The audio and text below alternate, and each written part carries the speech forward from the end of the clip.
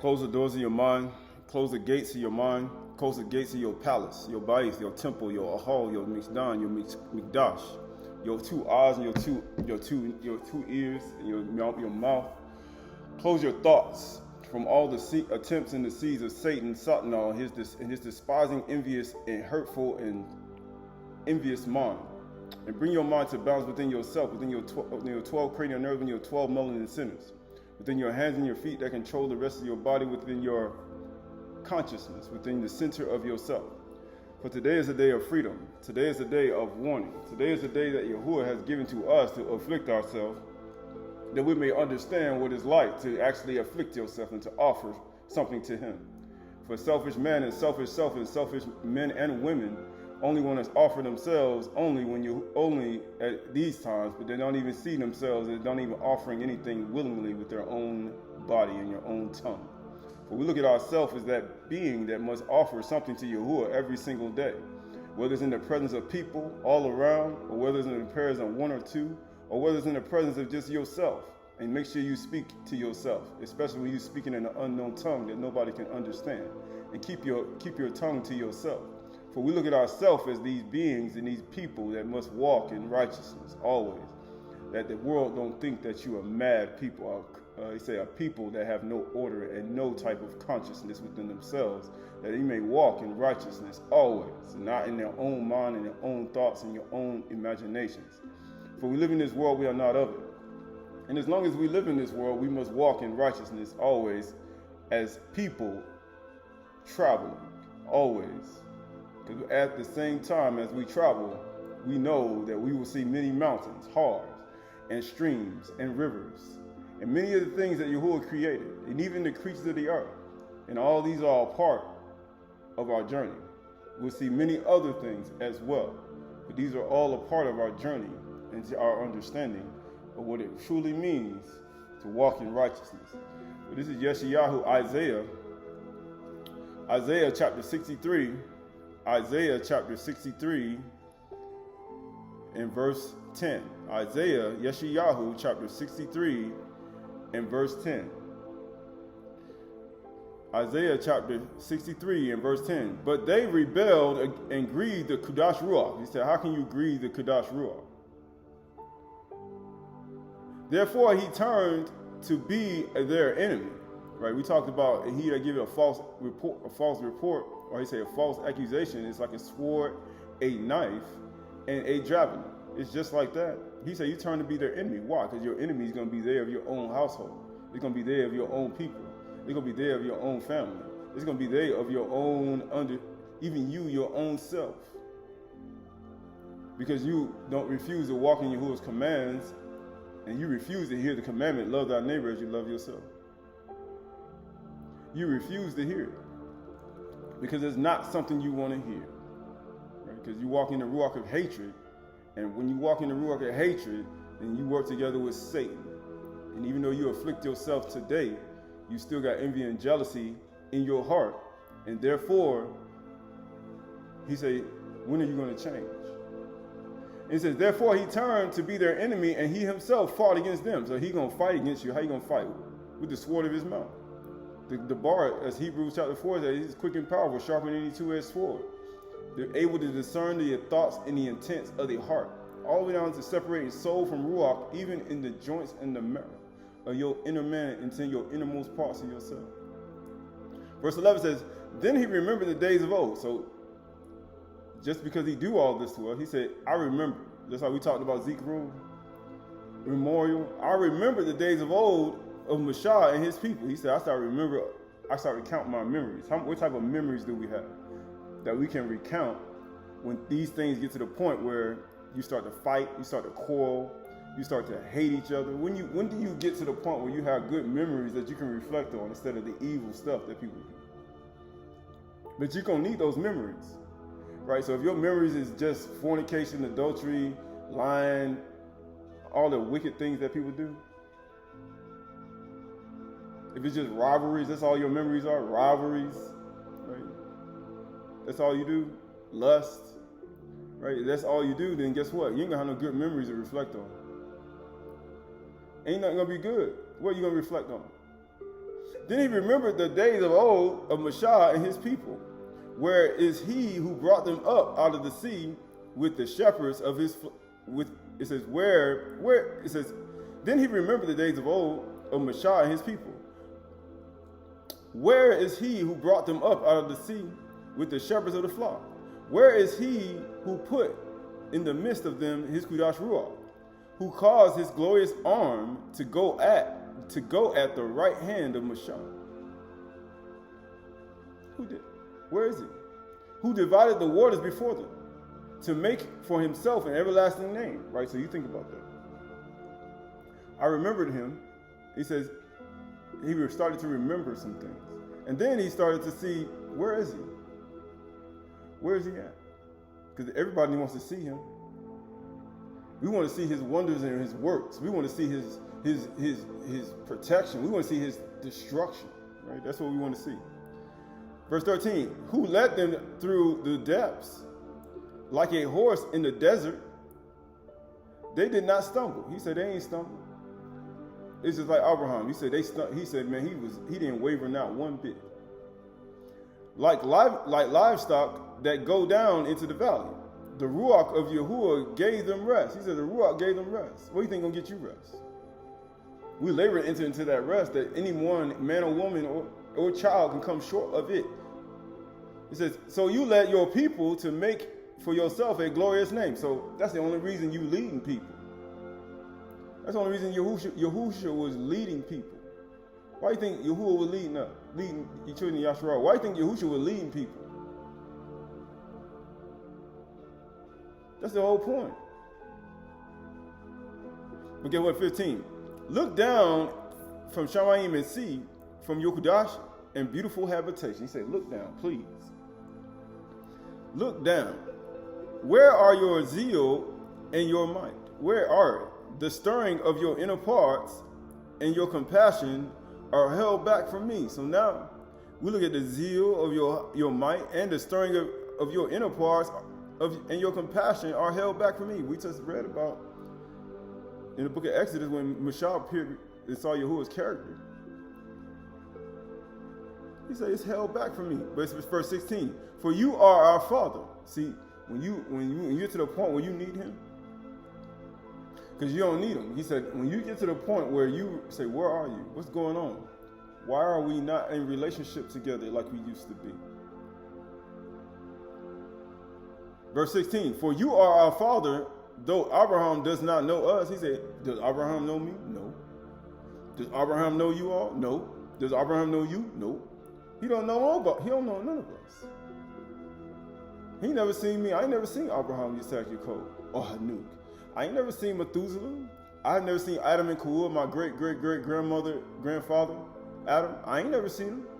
I ain't never seen Dawid, the original David.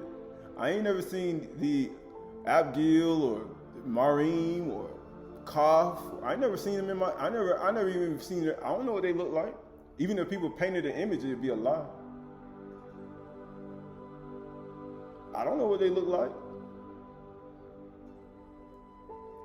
It says, the stirring of your inner parts and your compassion are held back from me. Verse 16, for you are our Father, though Abraham does not know us, and Yasharal does not acknowledge us. You, O Yahuwah, are our Father, our Redeemer. From of old is your name. So how is he going to remember you? We don't know. We never met these people. But yet, you're calling out to him and asking him for something. Verse 17, O Yahuwah, why do you make us wander from your ways? Say who? O Yahuwah, why do you make us wander from your ways and do what? And harden our hearts. That's the scary part. He hardened our hearts so that we fear you not. Because a lot of people harden their hearts and they be like, yeah, you know, I harden my heart to somebody. I harden my heart to Yahuwah's command. I harden my heart to Yahuwah's order. I harden my heart. I ain't got to listen to nobody. And then guess what? You sure it was you? Because that's the whole point. That's the whole point, right? So this is the book of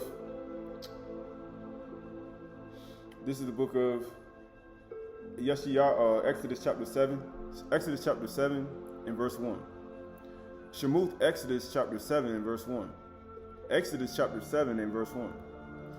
And Yahuwah said to Moshe, see, I have made you like Elohim to Pharaoh, like a god. Is it not written in your Torah says you are God, Elohim? If he called you an Elohim whom the word of Yahuwah came, then the Torah, you cannot break that. You can't change that.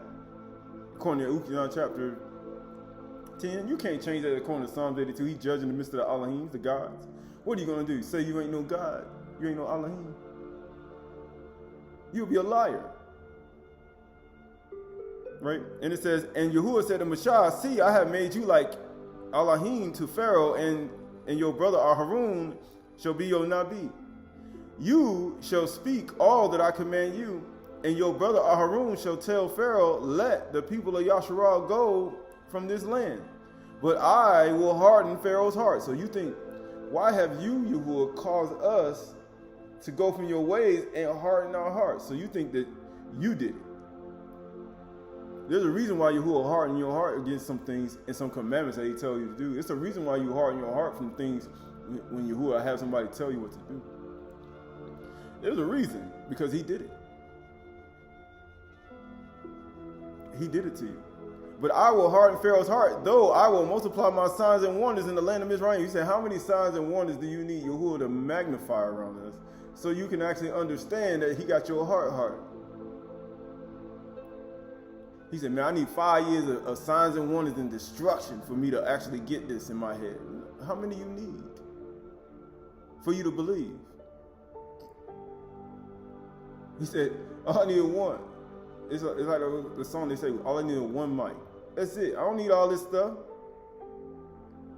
I don't need him to go multiply affliction. No.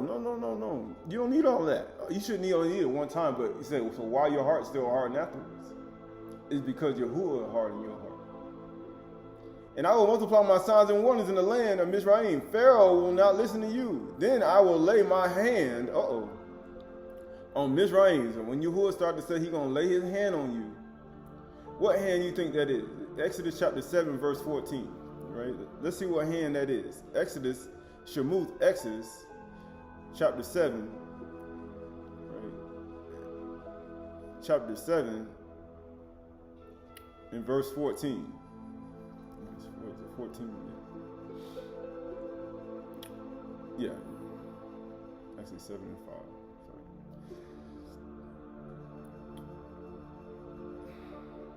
Yeah, so that word for hand is yad. He's going to put his open right hand on Pharaoh. He said, I'm going to put my right hand on you. And when he said that, then I will lay my yad on Mizraim and bring my host, my people, the children of Yasharal, out of the land of Mizraim by great acts of judgment. By great acts of what? By great acts of judgment. And we talked about Yahuwah was a righteous judge. And we know that his shafat, his judgment, is his life, right? And that's how he lived. Skipping over to verse 11. Then Pharaoh summoned the wise men and the sorcerers, and they, the magicians of Mizraim, also did the same by their secret arts. For each man cast down his staff, his matah, his staff, and they became serpents. They became serpents. But Aharon's staff swallowed up their staffs. Still, Pharaoh's heart was hardened. Why? Because Yahuwah hardened his heart. And he will not listen to them, as Yahuwah has said. So that's why you don't listen. People say, why won't a person listen? Because they're a sorcerer. Because they got secret arts, and they are serpents. Because they're Nakash. They practice magic. Not only do they practice magic, Yahuwah harden your heart. Just so you won't listen. Again and again and again. And he will not listen to them, as Yahuwah has said. Verse 14. Then Yahuwah said to Moshe, Pharaoh's heart is hardened. Of course he knows. He did it. man, his or her heart is hardened. He refuses to let the people go. He said, you refuse to let that person go, to go free. It's past the year release, and you still refuse to let that person go. Go to Pharaoh in the morning, as he is going out to the water, and stand on the bank of the Nile to meet him, and take in your hand the staff that had turned into the serpent, and you shall say to him, Yahuwah Elohim the Abri, because you got to see it. You start with the ayin. Sent me to you, saying, let my people go. Why? Because you got to see it. Because you can't see this if you don't understand it. That they may serve me in the wilderness. He said that they may serve me in the desert, in Midbar. But so far you have not obeyed, right? And that's the whole point. He said, so why? So when we read, go back to Yeshayahu, Isaiah chapter 63, Isaiah chapter 63, in verse 11. Isaiah chapter 63.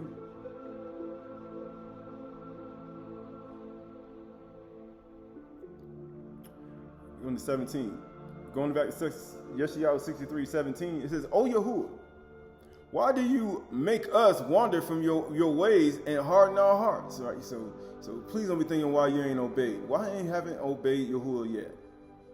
Because Yahuwah hardened your heart, and ain't nothing you can do about it. What you gonna do? Try to change your heart? And harden our hearts so that we fear you not. Why you think Pharaoh didn't fear? Why you think he ain't listening? Why you think he ain't obeyed? Return for the sake of your servants, the tribe of your heritage. That's what you got to say. Because if he ain't returning to you, it's no point in saying, I'm gonna unharden my heart. No, you just need to, Yahuwah, return to me. Return to your heritage, your servants, your tribes, and your heritage. Because you already know. Right? You can't use that thing that Shaul say. When good was present, evil was present. You know, I say we try to use that as an excuse. When I would do good, evil is present.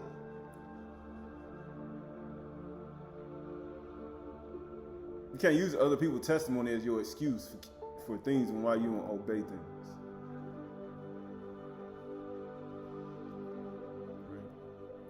And it says, verse 18, your Kadosh people held possessions for a little while. Our adversaries have trampled down your sanctuary. We have become like those over whom you have never ruled. Like those who are not called by your name. So he's like, man, we ain't called by your name anymore. We had possessions for a while, but they were trampled over by our adversaries. They came and tried to take us. And now we don't even look like your people anymore. Because we looked a certain way. When Yahuwah ruled over us and we were called by his name, your people held possessions. That's what we had. And guess what happened? And we had a sanctuary. And now it's gone. That's what happens when you don't allow your Yahuwah to rule over your life. That's what happens when you don't allow Yahuwah to rule over your life. Right? Because that's the whole point. Right? That's the whole point. Right? So this is the book of Leviticus chapter 23. Leviticus chapter 23 and verse 1. Yikra, chapter 23 and go to verse 26. 26. Leviticus 23:26. And Yahuwah spoke to Moshe, saying, now on the 10th day of the 7th month, right? That's what today is, the 10th day. Just like we had the 10th day on Parach, he said, you're supposed every man take a lamb without blemish. Matter of fact, of a year old. Right? And you got what it says. On the 10th day of the 7th month is the day of atonement, because 10 is very important to Yahuwah. That's why he said on the 10th day, take a lamb. That's why it's on the 10th day making atonement. Because 10 is very important to him. It should be to you. And it says right here, because you got 10 fingers. And get what it says. Now on the 10th day of this 7th month is the day of atonement. It shall be to you a time of Kudash convocation. That's gathering together, right? For what? And you shall afflict yourselves and present a food offering to Yahuwah. Why? Why are you presenting a food offering to Yahuwah? What sacrifice are you doing? But then you start to think about yourself. How many people you giving? How many people, poor people, you giving food to? Right? Because you're afraid of human beings. He said you're the light of the world, like Yeshayahu 58, but you're afraid. Because you can't be made perfect with fear. Because fear got torment. It torments you to be around people. Because fear got torment. It says, it shall be to you a time of Kudash convocation, and you shall afflict yourselves and present a food offering to Yahuwah. And you shall not do any work on that very day. He said, don't do no work. For it is a day of atonement. Why? Because there are many types of atonements. You can give a money, a shekel for your atonement. There are many types of atonements you can do. But this specific atonement, he's telling you not to do something, right, with food. But there are other types of atonements throughout the Torah that people don't respect at all.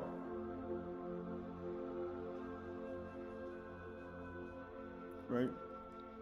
For it is a day of atonement, to make an atonement for you before Yahuwah, your Elohim. Right? You can just forgive somebody. That's an atonement. You can show love and compassion to your neighbor. That's an atonement. Right? That's an atonement too. And it says, to make an atonement for you before Yahuwah, your Elohim. For whoever is not afflicted on that very day shall be cut off from his people. Why? Because Yahuwah, this is the first time that some people can't even fast or even do this type of stuff. You can't do nothing together. It ain't just fasting. You can't do nothing as one. So therefore, he got to make you do something as one. That's the only way you're going to learn how to be one. Because some people can't do things as one. Right? Verse 30, and whoever does any work on that very day, that person I will destroy from among his people. So understand that. You ain't going to destroy it. The same way he hardened Pharaoh's heart. And he said, why have you caused us to go from your ways and harden our hearts? He the same person that's going to destroy you on the great day of judgment.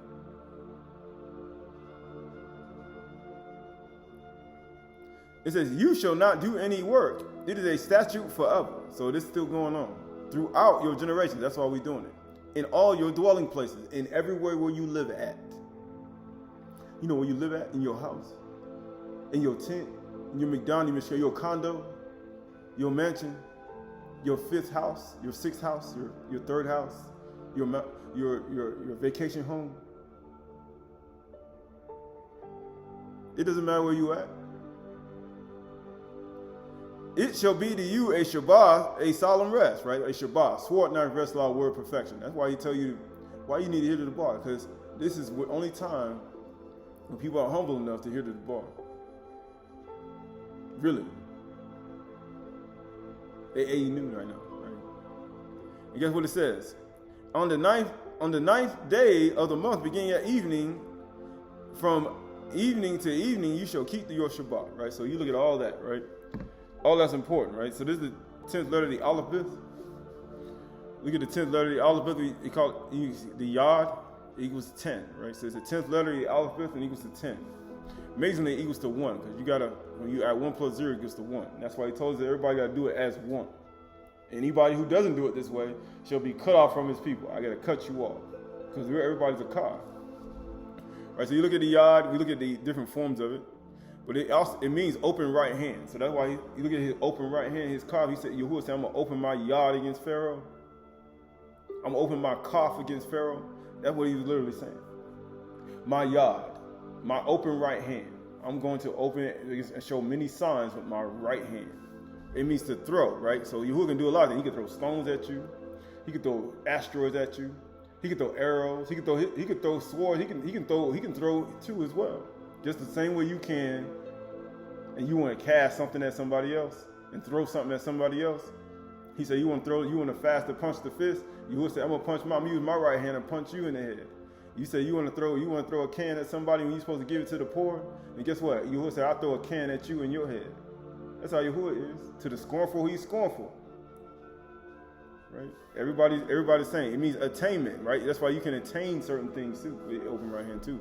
But it also means hand. It means to give, because he talks about in Yeshayahu 58. We read it last week, talking about then your light will go as a noonday. Is it not a fast that I chose to open your hand out to the poor? To give, also to receive, right? Because if you pour, you can receive things too as well. Because everybody's all fasting, so it's like, okay, we can give food to people for the next day when the sun goes down, because people ain't got no food. And you got to be able to receive it. Now you're humble enough in your fast, new, to receive the actual help.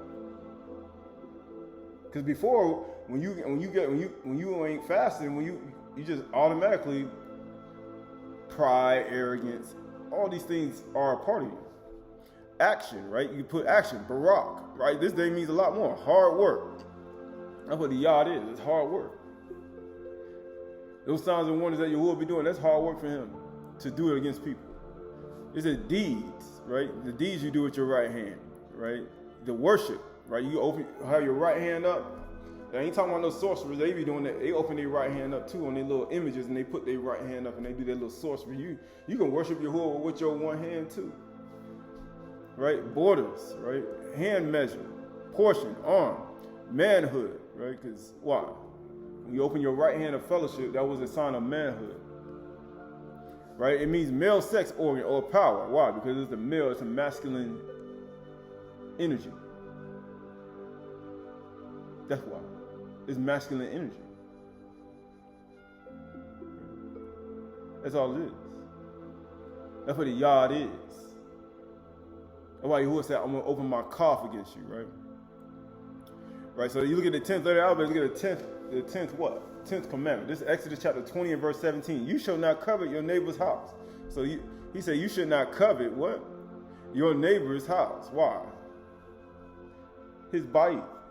He said don't covet your neighbor's house. Why? You shall not covet your neighbor's wife. His male servant, his female servant, or his shore, or his chamor, or anything that is your neighbor. So you can't even do that. That's what the 10th day represents. How you say the 10th letter of the alphabet? His open right hand. He said, don't even covet it. Why do you think Pharaoh wouldn't let the people go? Because they weren't his. Them weren't his people. Yahuwah said, let my people go. But Pharaoh kept hard in his heart and would not let them go. You know why? Because he covetous. It ain't yours. That ain't your wife. That ain't your men servants. That wasn't your maid servants, Pharaoh. That ain't your donkeys. That ain't your oxes. That's my house. That's Yasharal. That's my household. That's what he was literally saying to him. You covetous people, and when you're covetous, you're just like Pharaoh. Right? You're just like him. Right? So that word for covet is kamad. It means to desire, to take pleasure in and delight, to desire greatly. Desirableness, right? You shouldn't covet. You shouldn't have this type of mindset with anything that belongs to somebody else. Delight, desire, lust. You shouldn't. And he's talking to the masculine energy because this is the yod. Right? He's talking to the masculine energy because this is a yod. And guess what it says? To take pleasure in, to covet it, desire, pleasing, precious things, beauty, delectable things, right? You shouldn't even do it. So that word for house is bait. bayith. Why? He said, you shall not covet your neighbor's bayith, his house, his dwelling habitation, his shelter, his abode of animals. That's anything.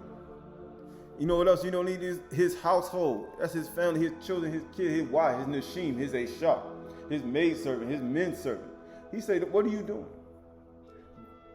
And that's a part of it.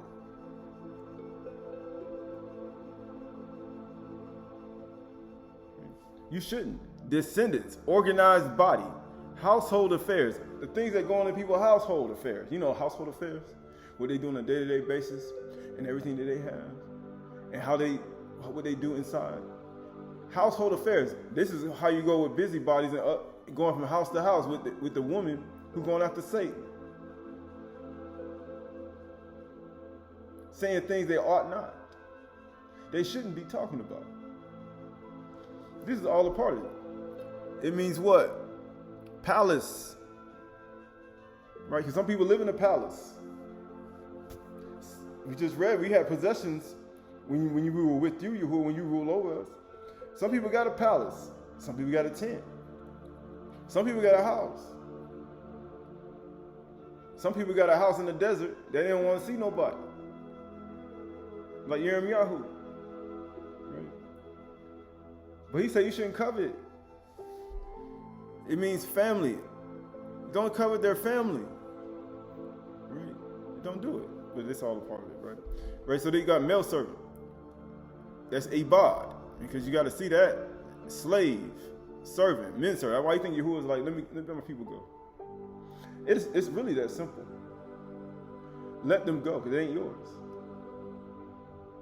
It ain't your stuff. Yahuwah like in mine. It ain't got nothing to do with you. Right? So that the word for female servant is Amon. I mean maid servants, female slave, maid servants. Right? These are all people, women. What do women do? Maid servant, what do they do? They take care of animals back in the day. They take care of houses. They clean the house. These are all a part of what maid servants do. They wash the feet of the servants. That's what they do, to make sure everybody's feet clean before they come in the house. Why? Because that was a whole part of their attributes. Because they didn't want the floor to get dirty. Because that's the whole point. Because the other servant, the men servants are out in the field doing things, the maid servant doing other things as well. But nobody wanted, he said they made sure the house stayed clean. Right? Or you just omit all the work you did. And these are all a part of being humble. Aydah. Oh, you mean, that's what we are. We're afflicting ourselves today so you can actually take this in. Because a lot of people can't. It's hard. And then, what's that? Skipping over, it says, you shall not covet your neighbor's house. You shall not covet your neighbor's wife, or his male servant, or his female servant, or his shore, his ox, or his chamor, his donkey, or anything that is your neighbor's, right? So that word for anything is kol. It means in its totality. Anything that's in the totality of what that person owns. That means all or everything. That's anything he owns. And you know what I'm saying? That's anything. It could be a little plant. It could be a fruit tree right on the corner, and it's almost on your property. It ain't yours. In the totality, it means the whole and all. So why we did that? We're on the 10th day of the actual Chag Moed, which is Kaphar. But then, why is it talking about totality at the end of this commandment? Right, this is the last letter of the alphabet. This is the 22nd letter of the alphabet. And guess what? And guess what it means? It's 2. And it equals to 22, right? Because you know that equals to 4. And that you got 400, that equals to what? That equals to 4, 2, because 4 plus 0 equals 4. Right? So you look at all this, and you see what? 2. It means sign, because these are signs. These are signs. Why? Because this is your sign. This is the sign that is on you. It should be. They're both male and female. This should be the sign on you. Signature. This should be your signature. You know how you sign your signature on the end of a document that they use to control you? The 4-point exit. All completion, sign or mark. Now you say you got a mark in your right hand and your forehead, right? A lot of people got another mark in their right hand and their forehead. And they cover this as you know. It's just like Pharaoh. That's how you know Pharaoh had the mark of the beast. And all who follow him got the mark of the beast. And who act like him got the mark of the beast. And you worship the beast in his image. Because you got, and you covetous. Anything and all that is your neighbor's. And it says cross, covenant, right? Cross, right? And it's going to be right at X marks the spot. Right? You say, why you got X marks the spot? Because that's a part of it. Because the X marks the spot marks it. Why do you think they mark you with an X? Why do you think Yahushua finished it on the totality? Because it was his signature. He finished it on the cross. Thou shalt not covet. That's the last commandment. It is finished. It is finished. Why? Because it's a part of it. Everything's a part of it. Nothing just happens, right? But he said on the 10th day, you should afflict yourself. Why? So you can make an atonement for your life, because atonement is important, right? Atonement is important, right? So go in the book of Exodus chapter, I think it's 16. The book of Exodus chapter 16. Shemuth Exodus chapter 16 and verse 10. Exodus chapter 16 and verse 10.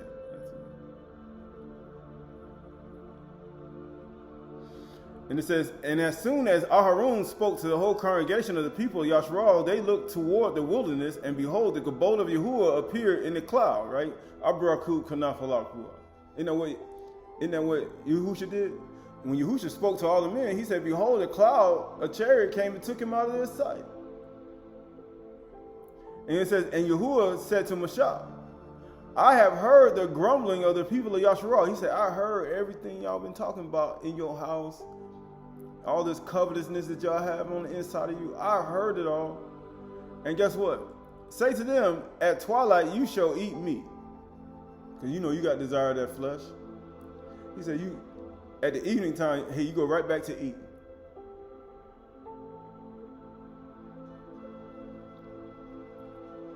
And in the morning you shall be filled with bread. And guess what? Then you shall know that I am Yahuwah, your Elohim, because Yahuwah will give you exactly what you want. And then it says, in the evening quail came up and covered the camp, and in the morning dew lay around the camp. And when the dew had gone up, there was on the face of the wilderness a fine flake-like thing, fine as frost on the ground. And when the people of Yasharal saw it, they said to one another, what is this? For they did not know what it was. And Moshe said to them, it is the bread that Yahuwah has given you to eat. This is what Yahuwah has commanded. Gather it, each one of you, as much as you can. You shall each take an omer according to the number of persons that each of you has in his tent. And the people of Yasharal did so, and they gathered more and some less. But when they measured it with the omer, whoever gathered much had nothing left over, and whoever gathered little had no lack. Right? When everybody was eating in excess, when everybody was operating as a cod and did what Yahuwah said, everything worked in unison. No one had something more over, and no one had nothing less. Right? And that was a part. Each one of them gathered as much as they could eat. And Moshe said to them, let no one leave any until the morning. But they did not listen to Moshe. So why wouldn't they listen to him?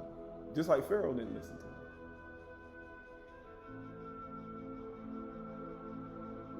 Because Yahuwah hardened their heart. So what, you think they hardened their hearts? You know, it says they were in the wilderness, and he said, He said, in the day when you hear his voice, harden not your heart. So you think that you're hardening your heart. You think you're doing that?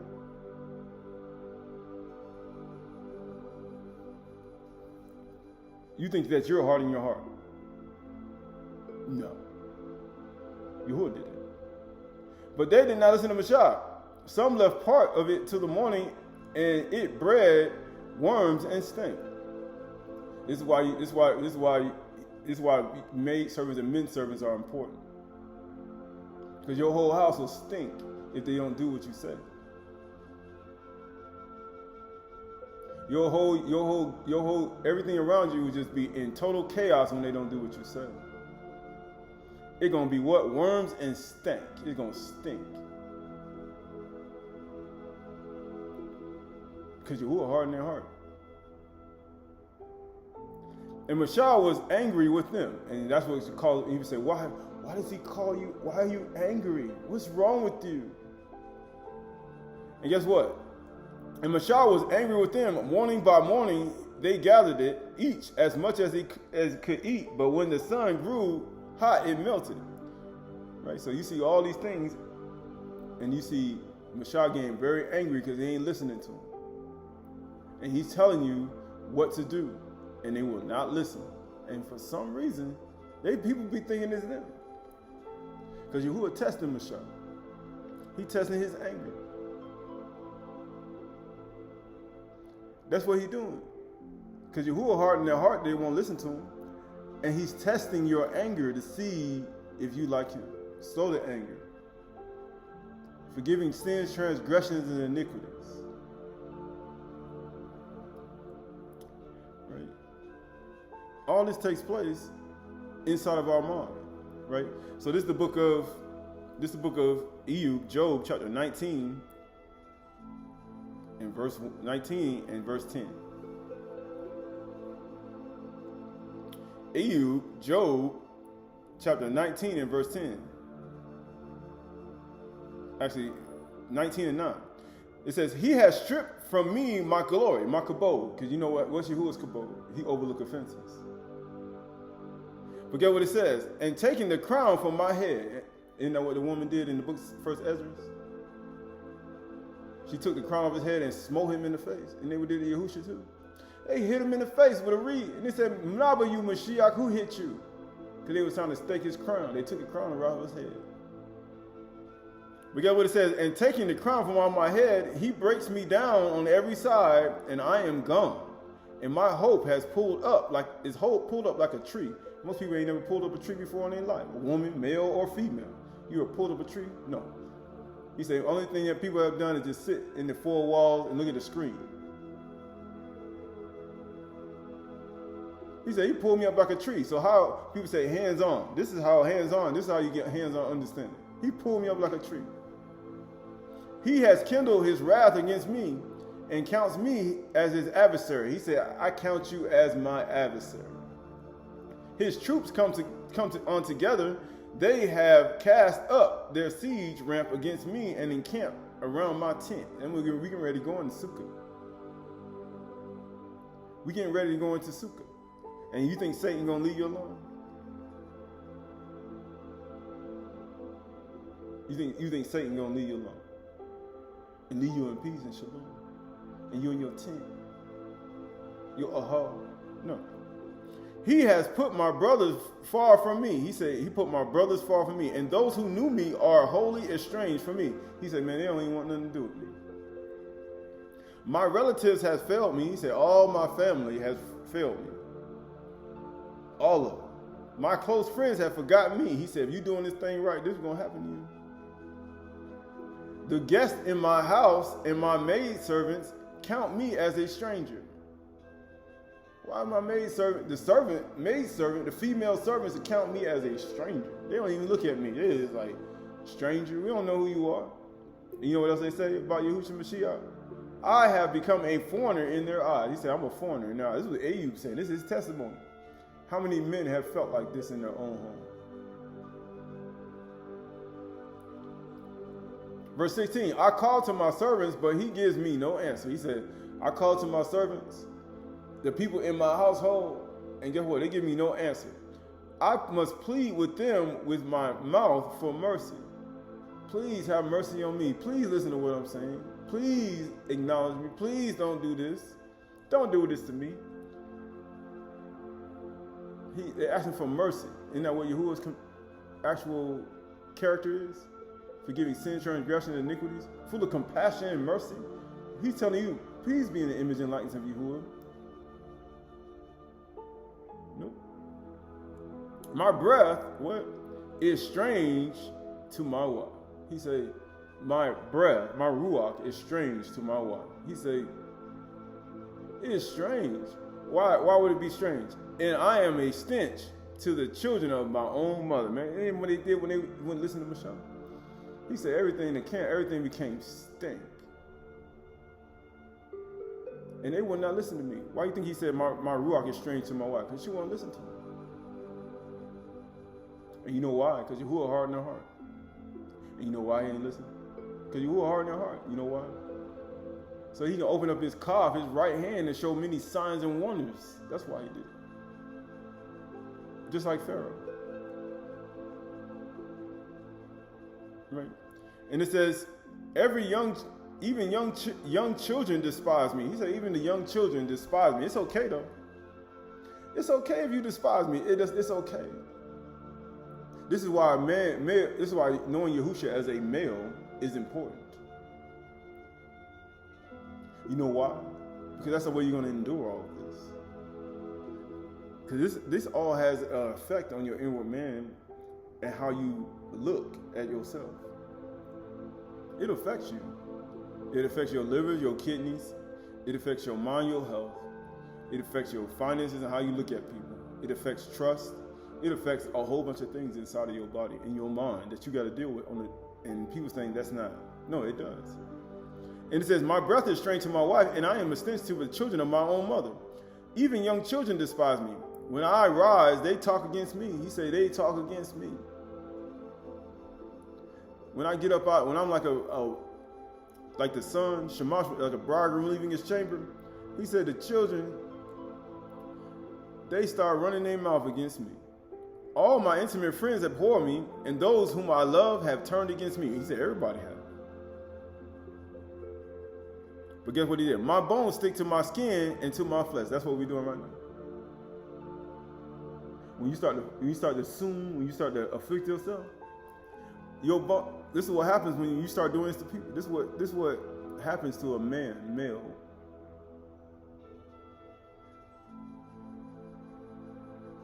This is what happens to him. Because jealousy and envy make the bones rot.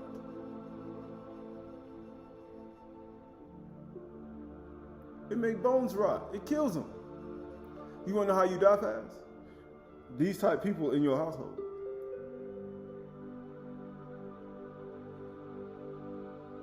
My bones stick to my skin and to my flesh. That's why he said, when he said, cool, bone in my bone, flesh in my flesh, he showed he be called Isha. That's what he told her. But why would he say that? He said, my bones stick to my skin and to my flesh. And I have escaped by the skin of my teeth. He's like, man, I only got a little bit. I escaped by the skin of my teeth. Have mercy on me. Have mercy on me, oh my friends. He asking, begging for Yahuwah's character, compassion to show in your side of you. For the hand, which hand you think that is? The hand of Elohim has touched me. Oh, the Yod. The Yod of Elohim has touched me. That's what it is. It's an atonement. This is the Yod. This is the 10th letter of the alphabet. Behold, the 10th day, I need you to afflict yourself. Why? Because Yahuwah's hand, Yod,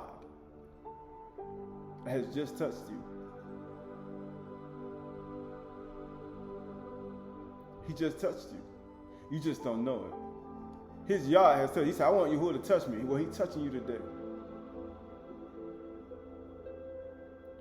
Why do you, like Elohim, pursue me? He said, why are you pursuing me like him? How is Yahuwah pursuing us? By us keeping his commandments, by us afflicting our soul for all the covetous practices that we had in our life. Notice how everything he described were all things in his household. You know, things that men and women covet.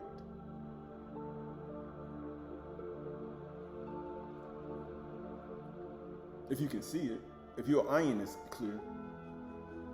But if your iron ain't clear, if your iron be darkness, you can't see it. And you go right back to doing what you were doing before.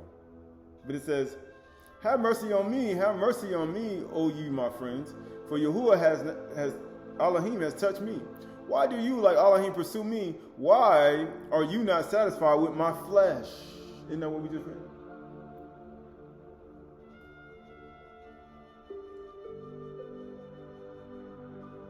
He said, why are you not satisfied?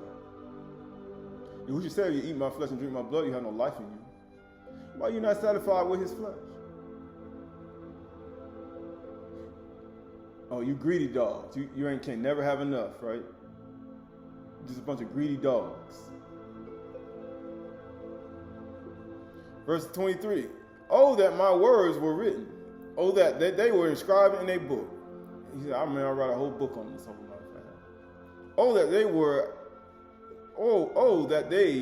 that with an iron pen and a lead, they were engraved in a rock forever. For I know that my Redeemer lives. He said, that's how you're going to know he lives.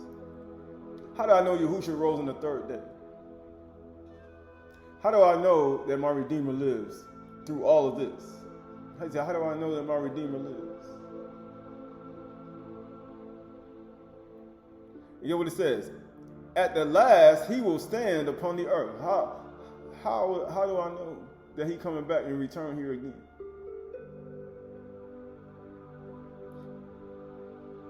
And get what it says. And after my skin has been thus destroyed, he said, after though my outward man perish, yet in my flesh I shall see Elohim. My inward man is renewed day by day. Whom shall I see for myself? Whom I shall see for myself?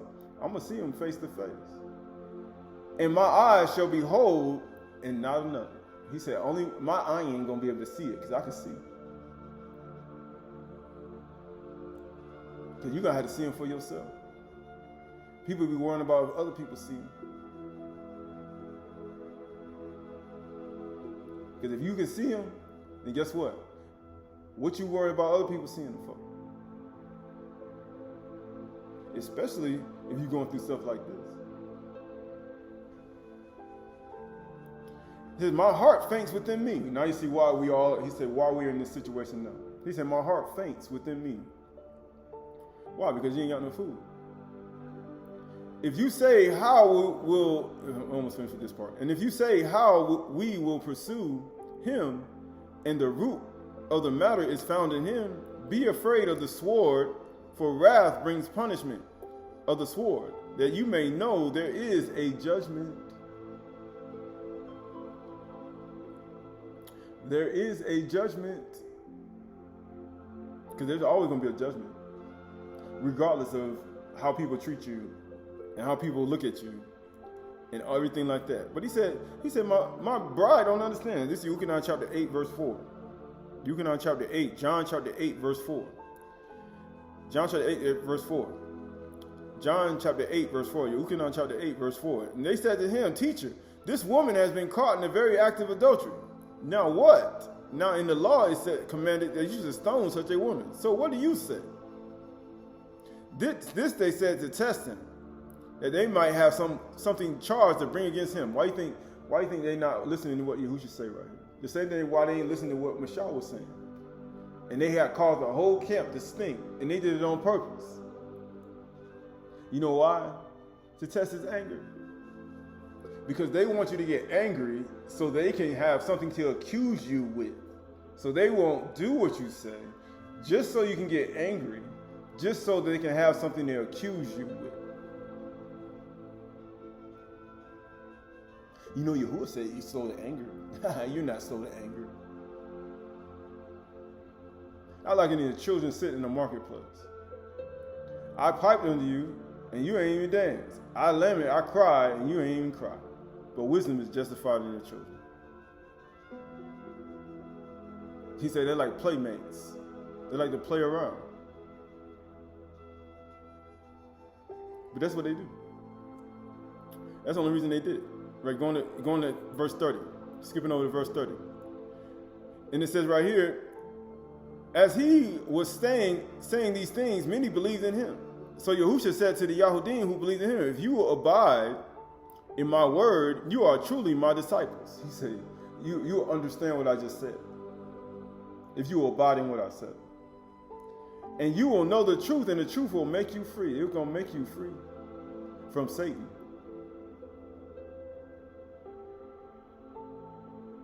That's what he's trying to free you from. I'm trying to free you from Pharaoh. People like Pharaoh, Satan.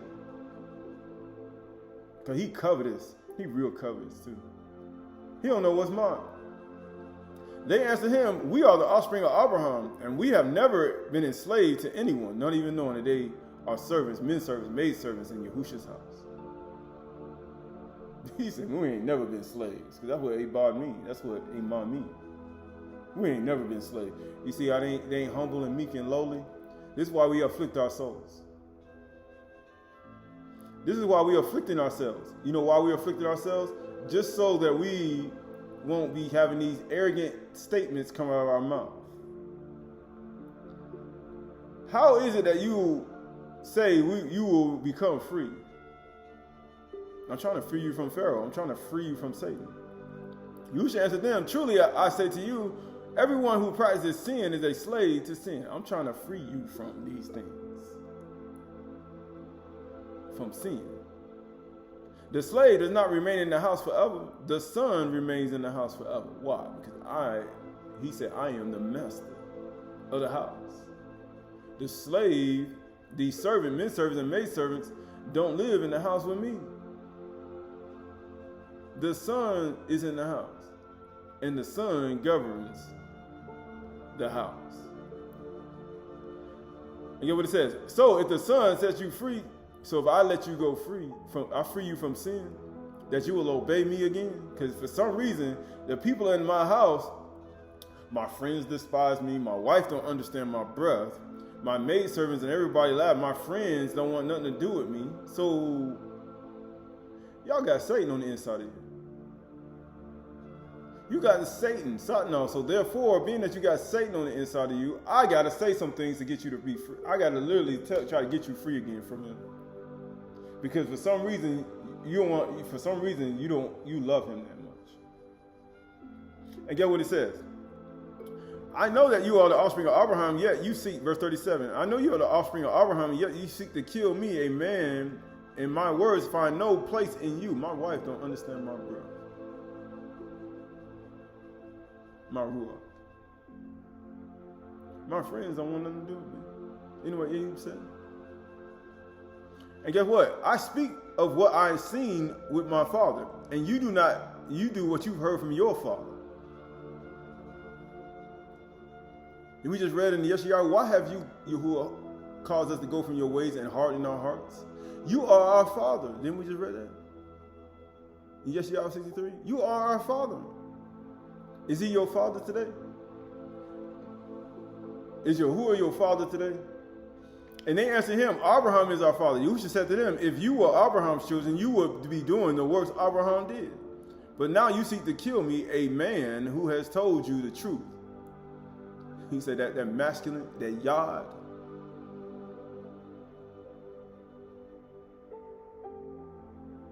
That I heard from Elohim. This is not what Abraham did. Abraham was a servant.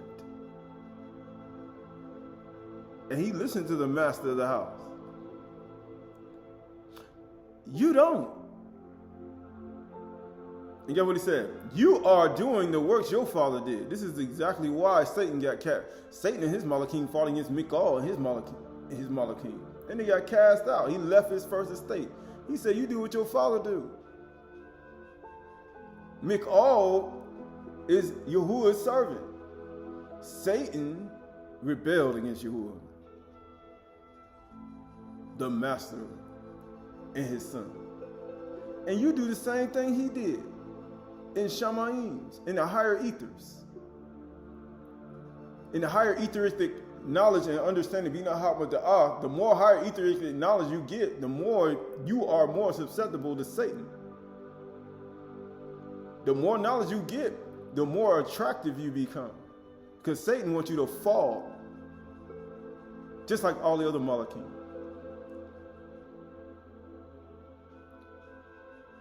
So please, right? Right? And that's the whole point. You are doing the works of your father. They said to him, we are not born of sexual morality. We ain't sinners. We ain't born from children. We ain't born from adultery. Right? We have one father, even Elohim. Yahusha said to them, if Elohim were your father, you would love me, for I came from Elohim and I am here. I came not on my own accord, but he sent me. Just like Yaakov sent Yusuf to go see his brothers. And why do you not understand what I say? My wife don't understand my breath. Why do you think Ayub said that? My friends don't want them to do it. Children consider me a stench. Have mercy on me, oh my friends, for your hand, the yard of Yahuwah has touched me. And it says, why do you not understand what I say? It is because you cannot bear to hear my debar. You can't bear to hear the words of the Master Yahushua Mashiach. Because you ain't no servant. You ain't no Amah or Abad. So therefore you're not an obedient Amah and Abad, so therefore, or an Isha. So therefore, why would I expect you to bear my words, right? You get what he said, verse 44. You are of your father, Satan. I married the son and daughters of Satan.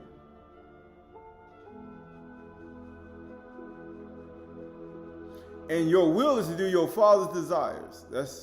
He said, I married a woman whose father and mothers of Satan.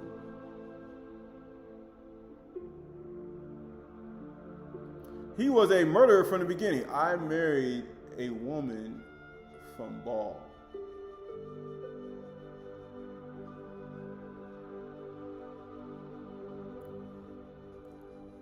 He literally telling you, I married Isabel. I married 1,000.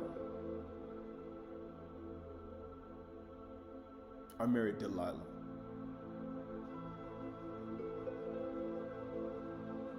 That's literally what he's saying. Because that's what they are. And you know what? He was a murderer from the beginning and does not stand in the truth because there is no truth in him. He said, man, they commit murder. They covet their neighbor's land and kill the man whose inheritance is supposed to go to him and take his land. They kill the firstborn sons just so they can get on the throne. They murderers. They'll set a man up for money to get him killed. They're murderers. And get what he says. When he lies, he speaks out of his own character, for he is a liar and a father of lies. But because I tell you the truth, you do not believe me. Right? He says, so why all of this, right? Because we look at everything that's true, and you say, why is all this important? Because everything is important. Nothing just happened. This is 49. Psalms chapter 49, verse 1. Tahalim chapter 49, verse 1. Hear this, Psalms 49 and 1. Hear this, all peoples. Give ear, all inhabitants of the world, both low and high, rich and poor. My mouth shall speak of Hakmah, and the meditation of my heart shall be of understanding. Be not Hakmah da'ah. I will incline my ear to a proverb, and I will solve my riddle in the music and the lyre. He said, I'm going to solve my riddle. Going to verse 7. Truly, no man can ransom another or give to Elohim a price for his life. He said, how much money you got? Woman, how much money you got? Right, for the ransom of their life is costly. The redemption of their life is costly. He said, how much money you got? Can never suffice. He said, I don't care how much you got, billionaire, quintillionaire, sectillionaire, you can have $5. Matter of fact, you can have negative $300 and $350 and be in the hole. You can use that money to try to redeem your life, and it still won't work. It will never suffice. That he should live on forever and never see the pit. Please don't understand something. We all He said, you're going to live forever and you're never going to go to the pit. You ain't going to Sheol. You ain't going to the lower dark regions of the world. You going to the pit. And who going to get you out? Who going to pay for you to get out? Who going to get you out of there? Verse 10, for he sees that even the wise die. He said, it don't matter how wise a person is, male or female, even if you wise in your own eyes. The fool and the stupid are alike and must perish and leave their wealth to others, right? So you can't redeem yourself out of this with your natural wealth. Their graves are their homes forever, their dwellings to all generations. Though they call lands by their own name. He said you can have all the lands you want. You can name it after you. Matter of fact, you can have 1,000 acres and put your own street on there with your name, and then you can drive. Matter of fact, you can put it on a land trust. And you can put everything, you can have your name on the street corner, and then you take yourself over there. Matter of fact, you can put a monument in the middle of it. That ain't gonna do nothing. Make sure your name is remembered for generations. Man, you can do that. And it says, man is in his pomp will not remain. He is like the beast that perish. He said, in everything that you do, he said, man, look at here. Everybody going to the pit.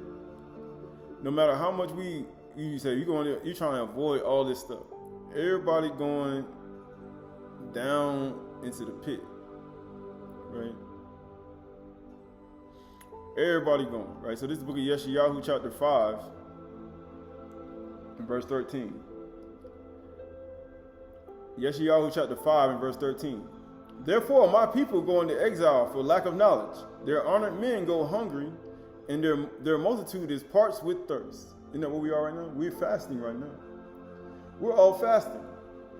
We're afflicting ourselves. We're parched with thirst. Man, we're hungry, right? Some, right? But it says right here, therefore Sheol has enlarged its appetite. Everybody going to the pit. And opened its mouth beyond measure. The nobility of Jerusalem and the multitudes go down, her revelers, and he who exalts in her. So this is why we do atonement. Because you don't want to be in this state. Verse 15, man is humbled. See, this is why we are doing atonement. This is why we're doing Kaphar. This is why we're afflicting ourselves. Man is humbled. And each one is brought low. That's why he said each person, whoever doesn't do this, he said, I'm going to cut you off from your people and throw you in the pit. I'm throwing you to Sheol. I'm going to throw you into Sheol. And guess what it says? And the eyes of the haughty are brought low. This is what it bring your haughty eyes down. You know how when women roll their eyes or men roll their eyes, or they turn their eyes, they close their eyes, and go to sleep.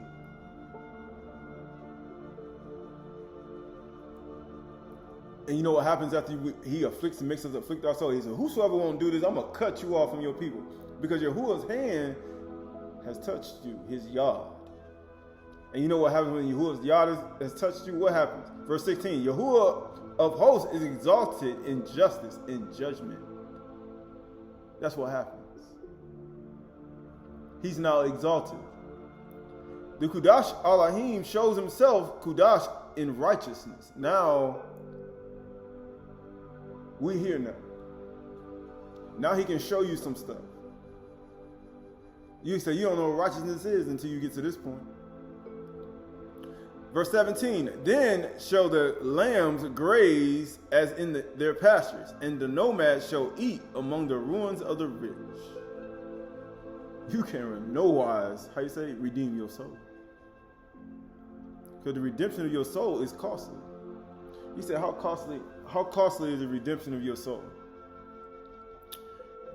Very costly, right? Right, so this is the book of Exodus, Shemuth, Exodus. It's the book of Exodus.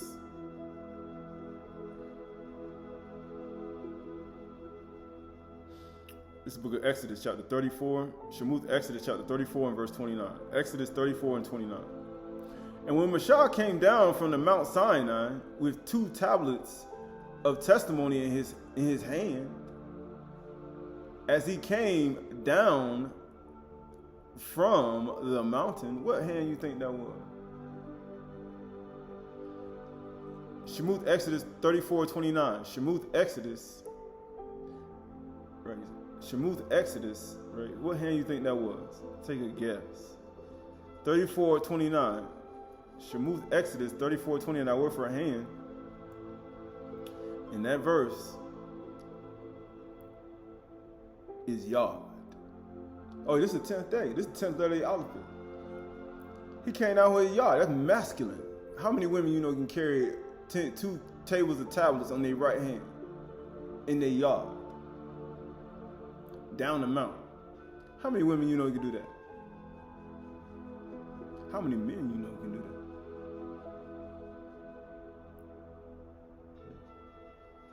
This is important. Going back to Exodus 34:29. When Mashah came down from the Mount Sinai with his 2 tablets of the testimony in his hand, in his Yod, as he came down from the mountain, Mashah did not know that the skin of his face shone. Oh.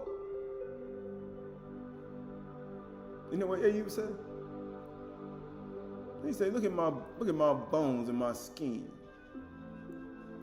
But he said the skin of his face shone. Shone what? Because he had been talking with Elohim. Now he said, man, look at here, my skin showing now. And you know what happened when you covered up and you go to talk to Yahuwah?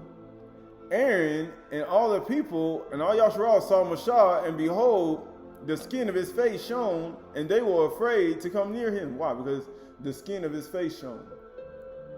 But Mashah called to them, and Aharon and all the leaders of the congregation, and returned to him, and Mashah talked with them. Afterwards, all the people of Yasharal came near, and he commanded them all that Yahuwah had spoken with him on Mount Sinai. He said, man, Yahuwah talking to me. And you know what he said? And when Mashah had finished speaking with them, he put a veil over his face. Man, he put a veil over his face. Because he was talking to them and he put a veil right back over his face. You know, these are the same people that won't listen to him before. Afterwards. Even after you've seen all this, they still won't listen to him after this. He said, I put a veil back over my face. And whenever Mashah went in before Yahuwah to speak with him, he would remove the veil. And he came out.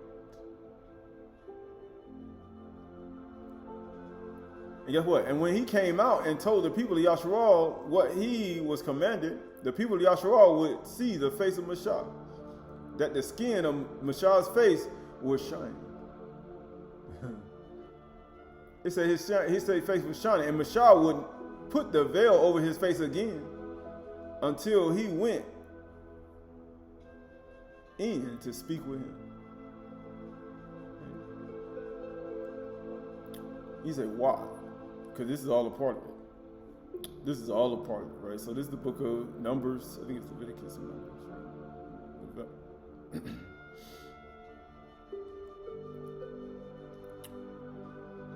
People say, why? Because it's all a part of it.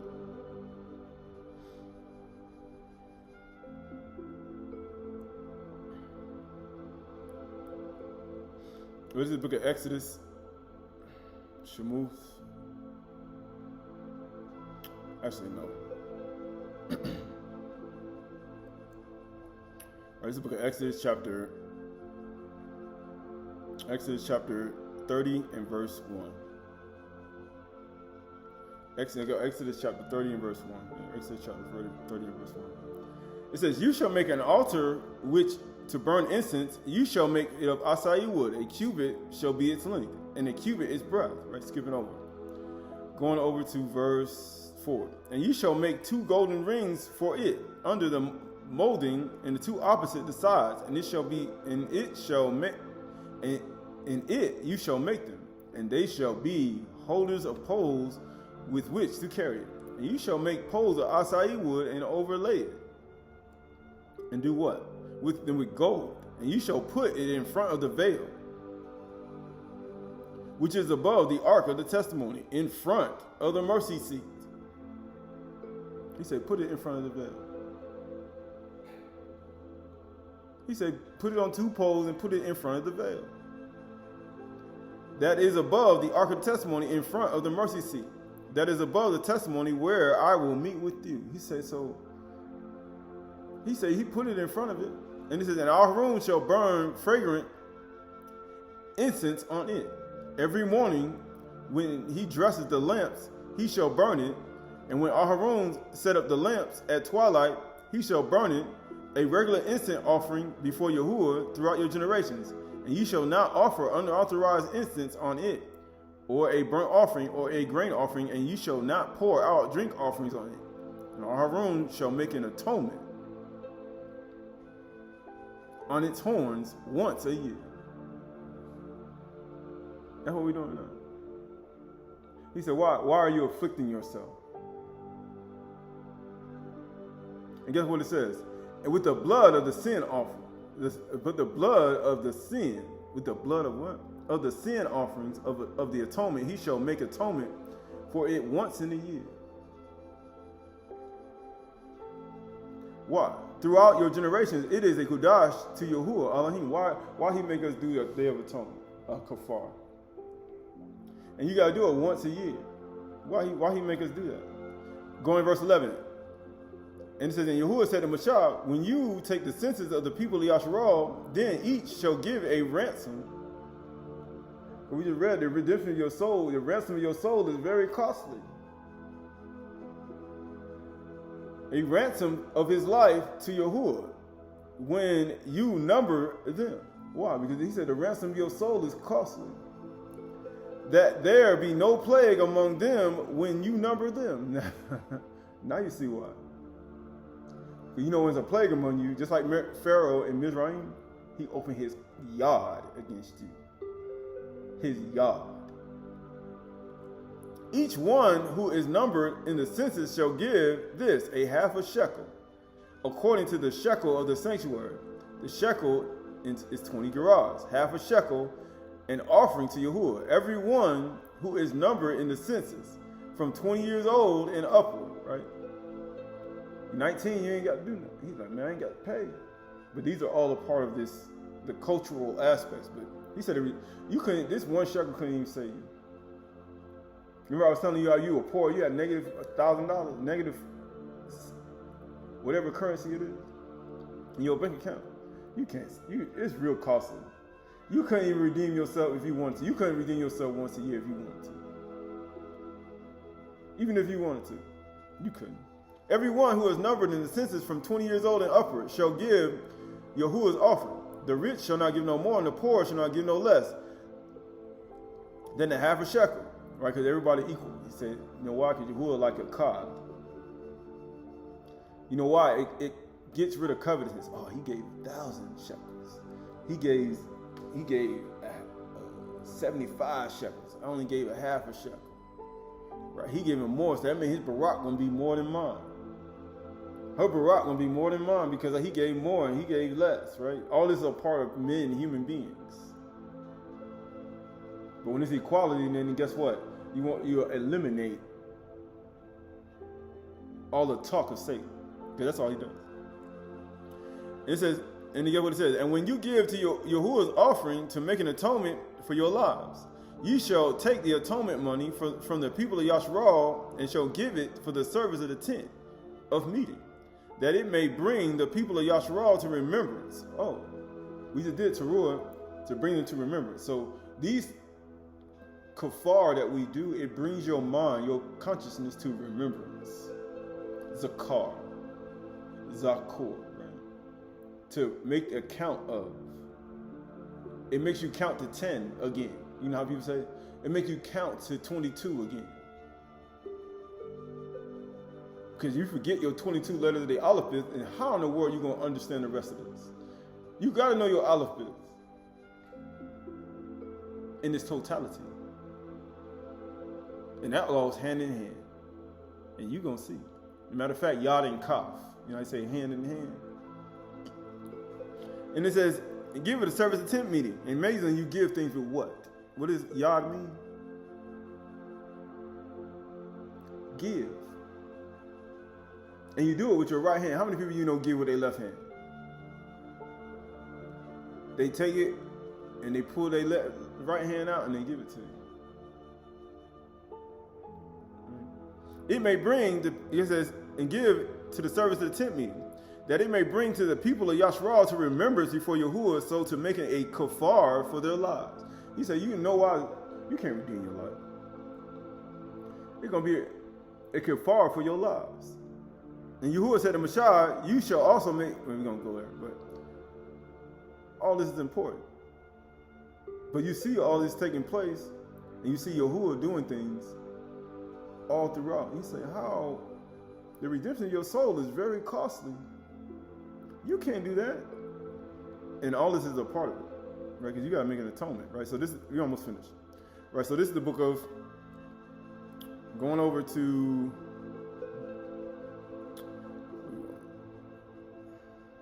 Jeremiah,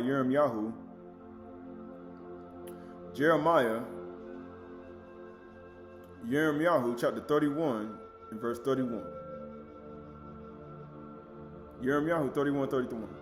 It says, behold, the days are coming, declares Yahuwah, when I will make a new berith with the house of Yasharal and Yehuda. Not like the covenant I made with their fathers on the day when I took them out of the hand, took them by the hand. What hand do you think that was? Jeremiah 31 and 31. That word for hand, what hand do you think that is? Jeremiah, take a guess. Jeremiah chapter 31 and 31. That word for hand.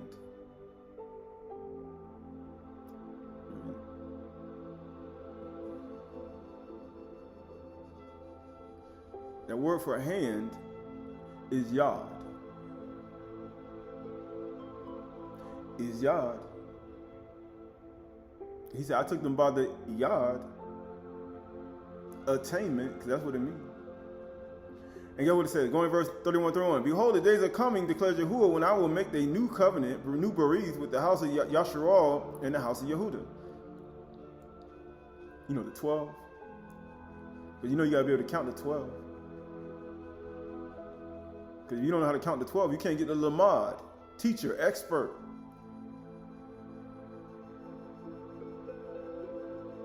Guide. And guess what it says? Not like the covenant that I made with their fathers on the day when I took them out by the hand of Yad and bring them out of the land of Mizraim. My covenant that they broke.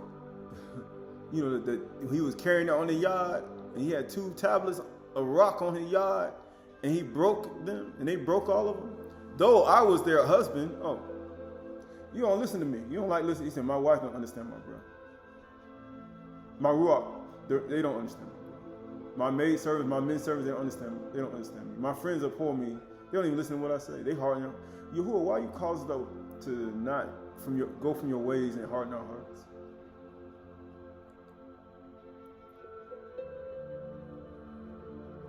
And get what it says. For this is the covenant I will make with the house of Yah. It says right here, I took them by the yard to bring them out of the land of Mizraim. My covenant that they broke. Though I was their husband, declared Yahuwah, for this is the covenant that I will make with the house of Yasharal after those days, declared Yahuwah, I will put my Torah within them. And I will write it on their hearts, because they ain't going to listen to me. I tried it before. The way I did it before, they ain't listening to nothing I was saying. Matter of fact, they wouldn't listen to anything.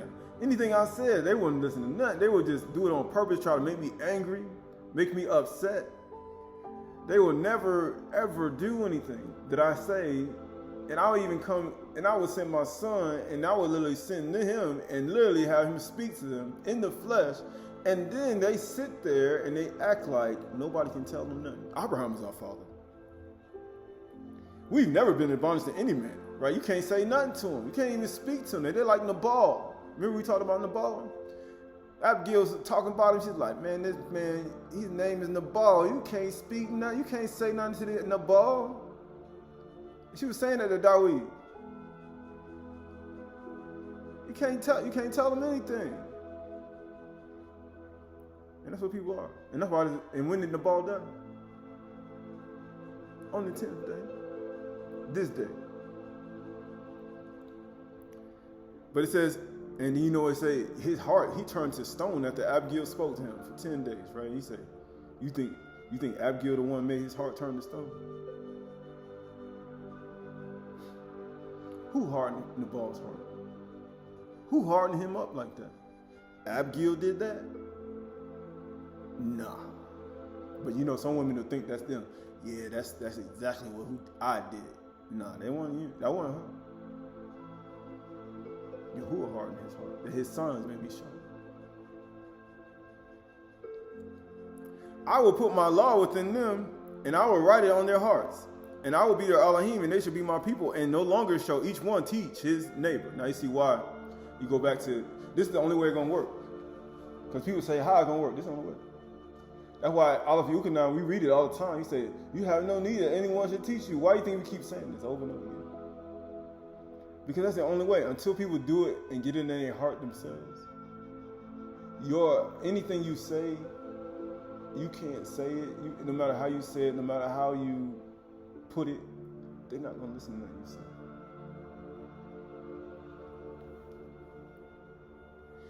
And when you see somebody walking the truth, you be like, man, I'm glad you're walking in the truth now. You can't really say anything. I command you. You're not going to, it's not right. Yahuwah already tried all this. He said, I tried it and didn't work. So therefore, I'm going to put it in their heart and their mind. They're just going to do it.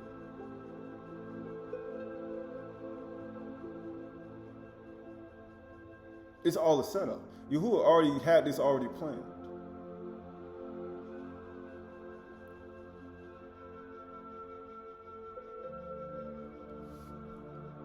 He already had it already planned.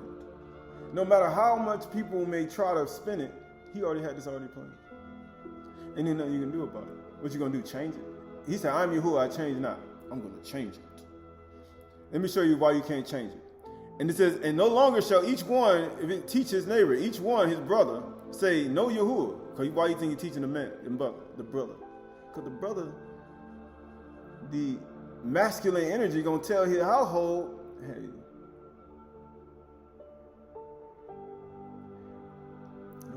anything out you learn, don't let nobody else teach you outside of this place.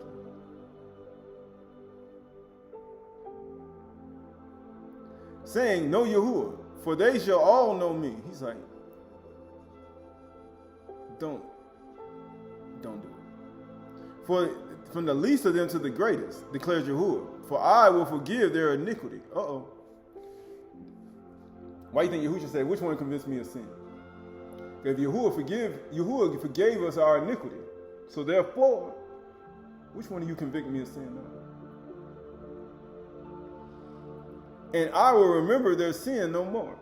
How? Because when you do what is just and right, according to Yekaziel chapter 18, and you do all these things, you shall surely live. You shall not die. And I will remember, Yahuwah will remember your sin no more. Verse 35. Thus says Yahuwah, who gives the sun, this is why you can't change it, the shamash for a light by day, and the fixed order of the yark and the stars for the light by night. Because this is what you need to remember. You need to remember your Kaphar. Because this is supposed to bring you back to the fourth day of creation. When Yahuwah used his yard and created the shemesh, kukab, and the yark. And he used it for signs, for Ayuth, days, Yamim, Muads, and Shana, and years, that you may be light or ore on the earth. Gadol ma'or, greater light, lesser light on the earth. That's what you are. This is why you could fall. So you can bring it back to your remembrances. When you ain't humble, it becomes difficult to bring you to remembrance of things.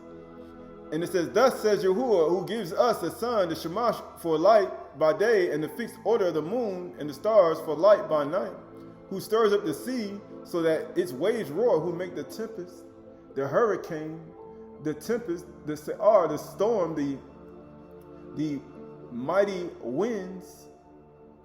Yahuwah of hosts is his name. That's his name. It ain't Hurricane such and such. It's Hurricane Yahuwah.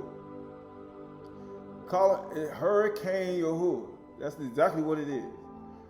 Hurricane Yahuwah. Hurricane Yahuwah. Hurricane Yahuwah. Hurricane Yahuwah. That's name they changed the name to. Hurricane Yahuwah. That's what he do. It says, Yahuwah of hosts is his name. If his fixed order departs from before me, if the Shemesh could be in the yard and it's fixed, from the 12 stars, from the constellations, from the actual Shemesh could be in the yard, 354 days and 364 days, it's fixed. You can't change it. On a 364-day cycle, he like in his judgment like a circle, 11, 182 thrones, 182 thrones to get to the longest day and the longest night. You can't change it, even if you tried it. He took Hanuk from the earth, who gave the calendar and the understanding of it. And he took it from the earth and he ain't see death. Why are you trying to change something with a man that hasn't seen death? It makes no sense. He hasn't seen death. He hasn't even come back to taste death yet. Are you wiser than him? I think not. Are you wiser than Yahushua who was taken on the cloud? No. Are you wiser than Aydah who was taken? No. Are you wiser than Hanuk that was taken? No. So why are you trying to prove it yourself as something that you ain't never seen before? You've never seen it. But you believe it though. Some believe it. Oh, let me get that straight. Some believe it. Not everybody. He said, if these fixed orders depart from me, declares Yahuwah, then shall the offspring of Yasharal cease from being a nation before me forever. So you trying to stop Yasharal from being a nation.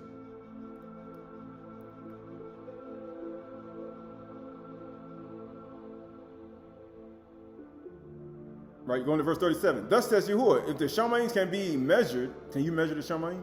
Can you measure the Shaby'ay Chdsh of Rekia? No, you can't measure it. And the foundation of the earth below can be explored. Can you literally, it's infinite. I know we're standing on an infinite earth. You go underneath the ground right now, you can try to search out. It's infinite. You won't be able to search it all out. It doesn't matter if you get the best machines, the best tunneling, everything. You won't be able to search it out. It's infinite. It goes on forever. The earth goes on forever. It's infinite worlds. You can't even search it out if you wanted to. Then I will cast the offspring of Yasharal for all that they have done, declares Yahuwah. Yahuwah ain't never going to cast us off. He going to forgive us. He forgives us our sins and our transgressions and our iniquity. He will never do it because you can't do it. So therefore, all sins are forgiven. All sins are remembered no more. All Kaphar are forgiven and no sin no more because Yahushua Mashiach died, rose, and ascended. All sin. You can't change it. All sin is forgiven. I accuse you of this. All sin is forgiven. I say that you did this. All sin is forgiven. There's nothing you can do. It's infinite. You couldn't do anything about it. His understanding is endless. There's nothing you can do about it. What you going to do? Change it? You can't change it.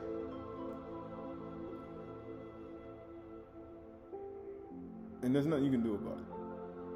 Regardless of what human beings say. And that's the whole point. This is Matthew chapter 27.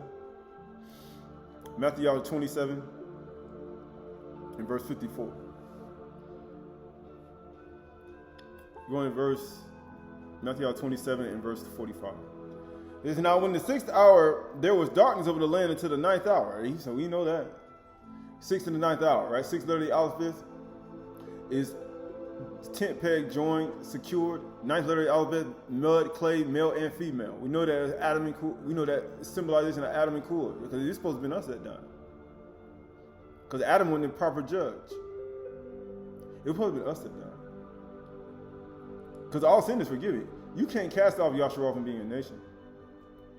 And he says, Therefore darkness over the land unto the ninth hour. And about the ninth hour, Yahusha cried out with a loud voice, saying, Aliyah, Aliyah, lama sabachthani, that is, my Elohim, why hast thou forsaken me?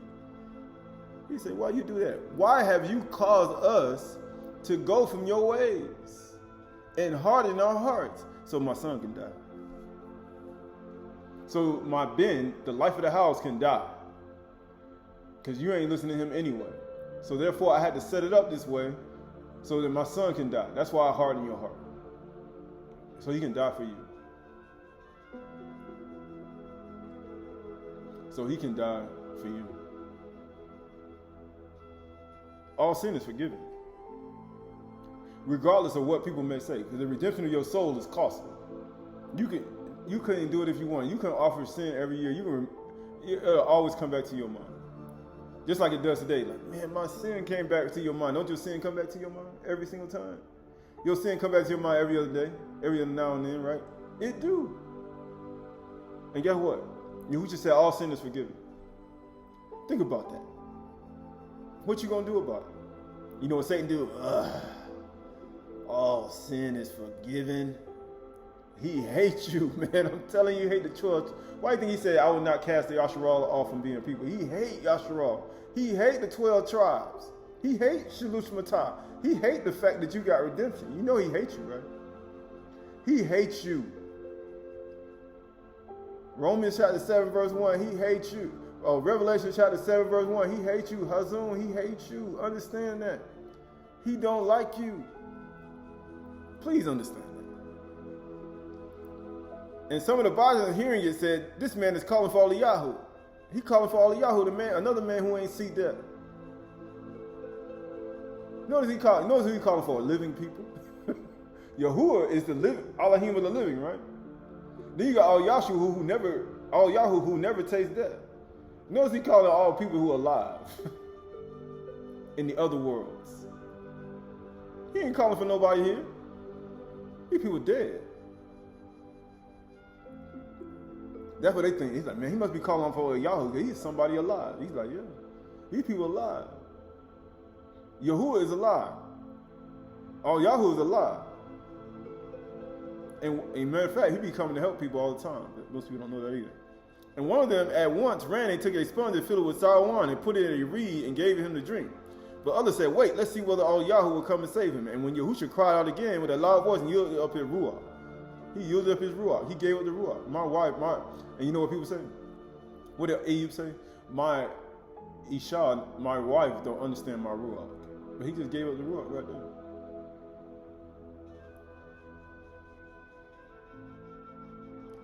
He said, my brother don't understand my ruach. What type of ruach you got? He said, I just gave up my ruach. You don't understand that?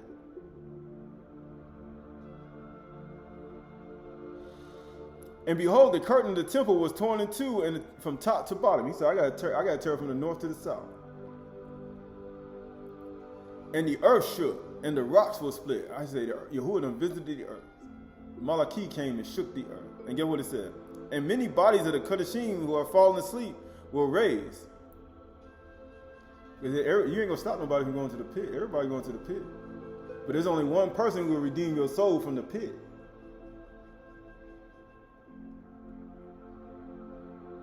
There's only one person. There's only one voice that's going to shake the earth and redeem your soul from the pit. And coming out of the tombs after his resurrection, they went into the Kudah city and appeared to many. And when the centurion and those who were with him, keeping watch of Yahushua, saw the earthquake and what took place, they were filled with awe and said, truly. They said, man, truly, this was the son of Yahuwah, right? Why? Because this is all a part of it. This is a part of it, right? This is Luke or Yah, actually going to the book of, going to Bereshith, chapter 32, verse 28. Genesis chapter 32, verse 28. Genesis chapter 32, verse 28. Then he said, your name shall no longer be called Yaakov, but Yasharal. Uh-oh. Because you know why? Because he said, you're going to have to stop the Shamash people in the yard. Matter of fact, you're going to have to search out the infinite earth and measure out all the Shamayim, the Shaby'ay Chdsh, and the 7 heavens, and all the things, in order for me to cast out Yasharal from being a nation. And you know what people say? I'm with them. I want to cast out Yasharal from being a nation. You can't change it. All sins are forgiven. You can't change it. No matter how much you try. It says, your name should be called Yasharal, for you have striven with Elohim and with men. Why do you think Yahushua was doing? He said, my Elohim, why hast thou forsaken me? And then the chief priests and the elders and the scribes and all of them accused him. And they what? They said, this man deserves death. Then they beat him and struck him in the face and spit in his face. They stripped him of his clothes and made him ashamed. Then they put his clothes back on. Then they nailed him in his hand. Then they put him on totality, and then they mocked him even more. Then the people on the left and the right mocked him even more. And guess what? He struggled with man too. And you know what happened after that? And he has prevailed. He won. All sins are forgiven. And nothing you can do about it. And he says, Satan hates your everlasting guts for saying that. But that's just the whole point. Right, so this is the book of Luke or Yah 13 and 28. In that day there shall be weeping and gnashing. Luke 13:28. In that day there shall be weeping and gnashing of teeth. When you see Abraham, Isaac, and Jacob, your name shall no longer be called Jacob, but Yasharal. And all the Nabi'im, all the prophets in the kingdom of Yahuwah, but you yourselves cast out. You ain't gonna be there. For you think that he cast out Yasharal from being a nation. You know, Yasharal Jacob, who was a family man, a farmer, expert in the bow and arrow in the book of Yashar. He was a shepherd. He had 2 wives, 2 concubines, 12 sons, and 1 daughter. Now you saying that he ain't his family and everybody in his family, whom Yahuwah swore a promise to, that he swore rest to, that he gave everlasting life to those who believe on him to, you're saying that they're not deserving of eternal life. You're saying that you're trying to cast them off of being a nation. You're saying that this man right here is not going to be in the kingdom. The Malkuth. Because you don't believe. Because you don't believe it. I know Satan don't believe it. That's why Satan don't believe in it. He said he had 2 wives and 2 concubines. That's why they don't believe in multiple wives. Because Satan induced your mind and say, oh yeah, I'm trying to get Yasharal from being a nation because he's trying to get rid of you. He don't want you to believe this type stuff. It's a sin. It's his lust. Are you serious? You know what happens? These are the types of things that can cause New Jerusalem not to have 12 gates. 3 to the north, 3 to the south, and 3 to the east, and 3 to the west. And amazingly, what does totality mean? 4 corners. You gotta believe the 4 corners of it, the full understanding of it. That's the 22nd letter of the alphabet, which gives a 400. If you don't even believe this, how are you going to combat Yahuwah? I'm going to combat Yahushua Mashiach and be his opponent. That makes no sense. Why would you do that? And it says, verse 30, and going to prayer of Manasseh. Prayer of Manasseh. Prayer of Manasseh, chapter 1. I don't know what chapter it is, but it's the prayer of Manasseh. Oh, what verse? Because it's only one thing. But we'll skip down, and it says right here, this is from the prayer of Manasseh, prayer of Manasseh. It says, thou therefore, O Yahuwah, that art Elohim of the just, has not appointed repentance to the just, as to Abraham, Yitzhak, and Jacob, which have not sinned against thee. You know, the men gonna be in the kingdom. You're gonna find yourself in the kingdom with Abraham, Yitzhak, and Jacob, and you yourself cast out. You know, the men who never sinned against them. But get what he said. But thou hast appointed repentance unto me. Because you know what Manasseh is? You're part of the 12 tribes of Yasharal.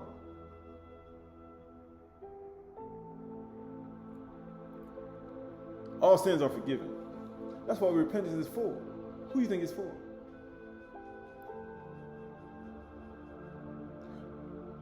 All sins are forgiven.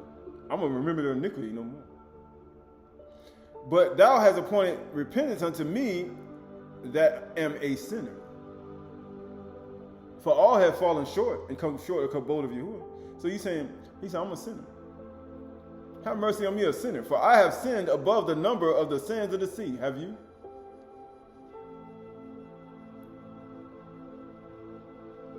He said, I have sinned above the numbers of the sands of the sea. You know how many sins that is? It's infinite. Infinite sin. Who can forget infinite sins? The redemption of your soul is costly. You can have all the money in the world, it won't redeem you from your sin. You can offer as many animals and blood, and you can even do an atonement every year, even reenact it, even do it exactly. It's not going the way it is. You're not going to redeem yourself. There's only one person who can redeem you, and he's prevailed, and he won, and there's nothing you can do about it. There's nothing you can do about it. There's nothing you can do about it. Even though you may try, there's nothing you can do about it. This is Romans chapter 11. In verse 11, 1 through 2. You go to Romans chapter 11. How you know Yahuwah ain't cast out? He said, man, how do you know this? Romans chapter 11, verse 1. I ask then, has Yahuwah rejected his people? Huh. So you saying he changed Yirmiyahu chapter 31, verse 31. It's both male and female. Right? By no means, for I myself am of Yasharal, and that's what it means when he said he was an Israelite. It means I'm of the family of Yasharal. You know, the one he ain't saying he gonna redeem their sin. He gonna forgive them. A descendant of Abraham. He said, I show him that. Because that's what the Yahudim said in Yukanah chapter 8. A member of the tribe of Benjamin. You know, the right hand. Amazingly, what today is? Right? Amazingly, right? He said he of the tribe of Benjamin, right? That's what he just said. He said he of the tribe of Benjamin. Why would he say that? Going to Bereshit, chapter 49.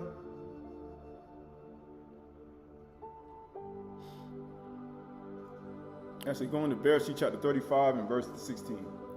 Bereshit, Genesis, chapter 35, verse 16. It says, then they journeyed from Bethel, and when they were still some distance from Ephraim, I ain't even go here, but I'm going here anyway. Rechel went into labor, and she had a hard labor. Why? Because that's what the punishment for cruelty. She had a hard labor, right? And when her labor was at the hardest, the midwife said to her, that's what maidservants are for, men servants. What did he say? Do not fear, for you have another son. He said, man, you got another son. What were Yahushua when he was on the toilet? He was in hard labor, right? Amazingly, he was in a hard birthing cycle. Because this is Jacob's trouble. You know, Jacob's trouble, you know, when his name was tamed Yasharal. It says, and as her soul was departing, for she was dying, she called his name Ben Ani. I am the son. Right? Ani, right? But his father called him Benjamin. But Rechel died, and she was buried on the way to Ephraim. That is Bethlehem. Right? And Jacob set up a pillar over her tomb. It is the pillar of Rechel's tomb, which is there to this day. Right? So that word for Benjamin, Bereshit 35:18. That word for Benjamin, you say Bereshit 35 and 18, right? Because this is amazing, right? It ain't good if you say why. No, it ain't. Right, so this is that word for Benjamin, right? First is he should call him Ben Ani. It says son of my sorrow, because that's what Yahushua was. Because she was in sorrow the whole time she was giving birth to him. She called him son of my sorrow. She called him Ben Ani. Son of sorrows. Why do you think Yahushua was a man of sorrows? But these are all a part of it. It ain't nothing you can do about it. But because this is his Yah, this is the 10th letter of the alphabet, right? This is the 10th day. But his father called him Benjamin, but it's Ben Yamin. It means right hand.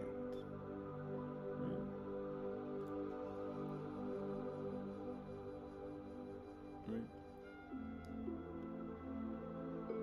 But then you start to see why. There's a reason why. He said, why is there a reason why? Because you start to see, right, a lot of these things take place, right? Go in the book of Yasher. We almost finished. The book of Yasher, I think it's, I don't have that book in here.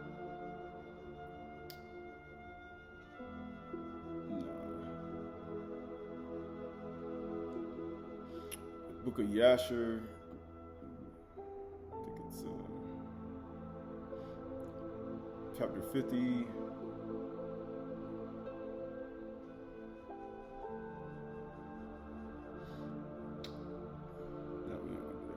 That was the whole point. But I think I talked about that before. But anyway, yeah, we're gonna finish this out. Go in the book of Hebrews chapter 10. Hebrews chapter 10. Hebrews chapter 10 and verse 1. Hebrews chapter 10 and verse 1. Hebrews chapter 10 and verse 1. It says, "For since the law has but a shadow of good things to come, instead of the true form that of these realities, it can never, by the same sacrifices that are continually offered every year, make perfect those who draw near." Right? So that's I say your Kaphar. Because the redemption of your soul is called, it couldn't make you perfect. It couldn't. That's what it said. Otherwise, would they not have ceased to be offered, since the worshipers, having once been cleansed, would no longer have any conscience of sin. You say you shouldn't be having no conscience of sin anymore, but your consciousness is still filled with sin. But in these sacrifices, there is a reminder of sins every year. For it is impossible for the blood of bulls and goats to take away sin. Consequently, when Mashiach came into the world, he said, "Sacrificing and offerings you have not desired, but a body you prepared for me." That's why we afflict our body. You're supposed to present yourself a willing sacrifice, kudash and acceptable to Yahuwah. This is your spiritual worship. Why? In burnt offerings and sin offerings, you have taken no pleasure. Then I said, "Behold, I come to do your will." That's what we're doing today. What do you think Kaphar is? It's just that you're doing Yahuwah's will. All that immersing Yahushua have put him on to do Yahuwah's will. And his will is for you to keep the commandments. "O Elohim, as it is written of me in the scroll of the book." Right? It's written of you. How you mean? What do you mean? It's not written. The Torah is not talking about me. If you're keeping Kaphar, it's talking about you. If your heart is hardened, it's talking about you. Either way it go, it's talking about you. It doesn't matter. You can't do nothing about it. And it says, and when he said above, "You have neither desired nor taken pleasure in sacrifices and offerings of sin offerings, these offered according to the law," then he added, "Behold, I have come to do your will." He does away with the first covenant because it didn't work. I'm telling you, the way he has it now, you have to willingly humble yourself. The greatest among you shall be as the youngest, right? Because which one is greater? And the leader is one who serves. You have to it has to get in your heart and your mind just to become humble. And you have to literally, Yahuwah has to unharden your heart so you can do it. And he does away with this first to establish the second. Why do you think he did that? What did the woman say to recall when she was having a son? How many children did Recall have? I'm talking about from her womb. He said, "You having another son." Did she say that to him? She said, "You have another son." And it says, "And by that will, we have been sanctified through the offering of the body of Yahushua Mashiach once and for all." So once he went in there, Once he made an atonement, Kaphar for you, man, ain't no more of that no more. And he said, Yahusha did that thing. And ain't nothing you can do about it. I know that makes people upset. All sins are forgiven. Past, present, future. He done did it. We have an advocate with Yahuwah. We have a person we can call in on the name of Yahuwah, in the name of Yahushua Mashiach, and get what? Yahuwah say, what? You acknowledge my son, so therefore, it says, and every priest stands daily. Oh, so we talked about in 1 Chronicles 23, how New Jerusalem is going to have all these practices, and it's going to be a place of Kahanim, and all the practices and the offerings and all these things. In New Jerusalem, he said the gates ain't going to be closed. He said the Yahuwah light going to be the kabod thereof. And Yahushua going to be, and the Lamb going to be there. Yahushua going to be there. And it had 12 gates with 12 foundations, according to the 12 Shalakim. And 12 gates according to 12 tribes. Shalosh Matah Yasharah. You know, the one that you got to stop Shemesh people in the yard from actually, and you got to measure out Shamayim, the infinite earth. We are the one, we are the infinite one, we are of the infinite one. We are the one of the infinite one who made all things, who formed and shaped every single proton, electron, neuron, quark, molecule, photons, electrons, even down to the smallest microbe, and all the quantum worlds and the worlds throughout. Yeah. That Elohim. And every priest stands daily at his service, offering repeatedly the same sacrifice which can never take away sin. You say, you think about that. You present your body a living sacrifice. He said all that stuff they were doing, we was reading about in the book of Exodus, Shemuz, Leviticus, it couldn't take away no sin. But when Mashiach had offered for all time a single sacrifice for sin, so you think about that. You got about 2,000 years, 4,000 years of people just killing sacrifices and doing all these things for sin. And get what? Yahushua said, I got one shot. I got one shot. And I'm going to make it. I got one stone, and I'm going to hit you right in your forehead, Goliath. I got one. And I throw it right in your forehead. In that one sacrifice. But when Mashiach had offered for all a single sacrifice for sin, he sat down at the right hand of Elohim. He said, you having another son of the right. Amazing, that's the son of his yard. And that's what today is. Today is the what? You need to remember your yard, the 1030 alphabet. I know people say, I don't need to know it.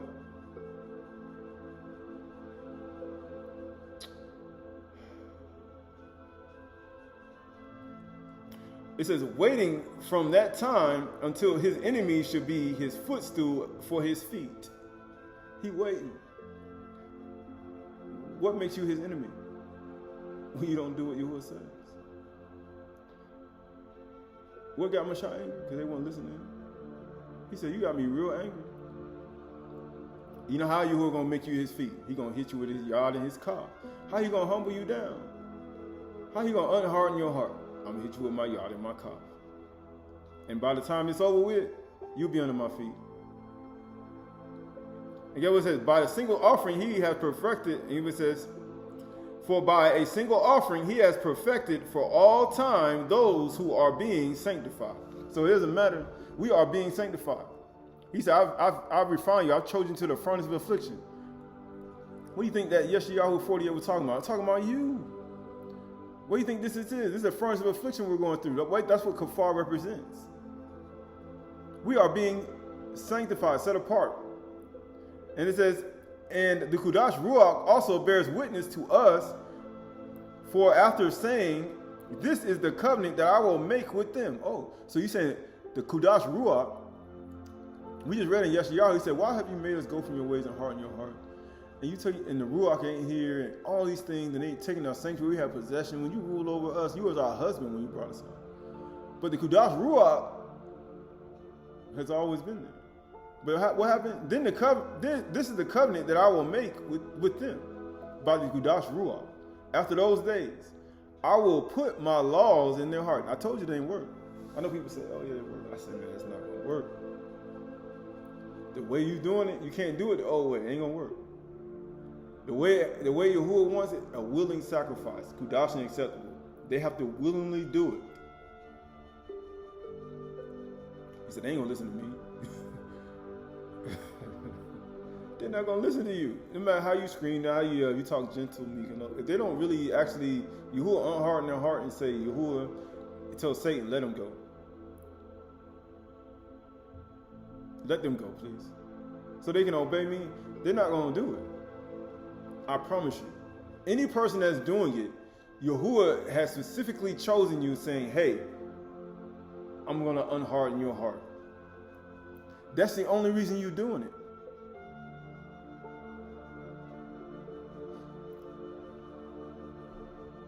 That's the only reason you're doing it. So it's a privilege. Because Yahuwah's Yad has touched you. You just don't know it. You don't know it yet until he appears and you be like him. You be changing the moment, the twinkling of an eye. His Yad has touched you. And get what it says. Because Yahuwah of hosts, and I will put my laws in their hearts and write it on their minds.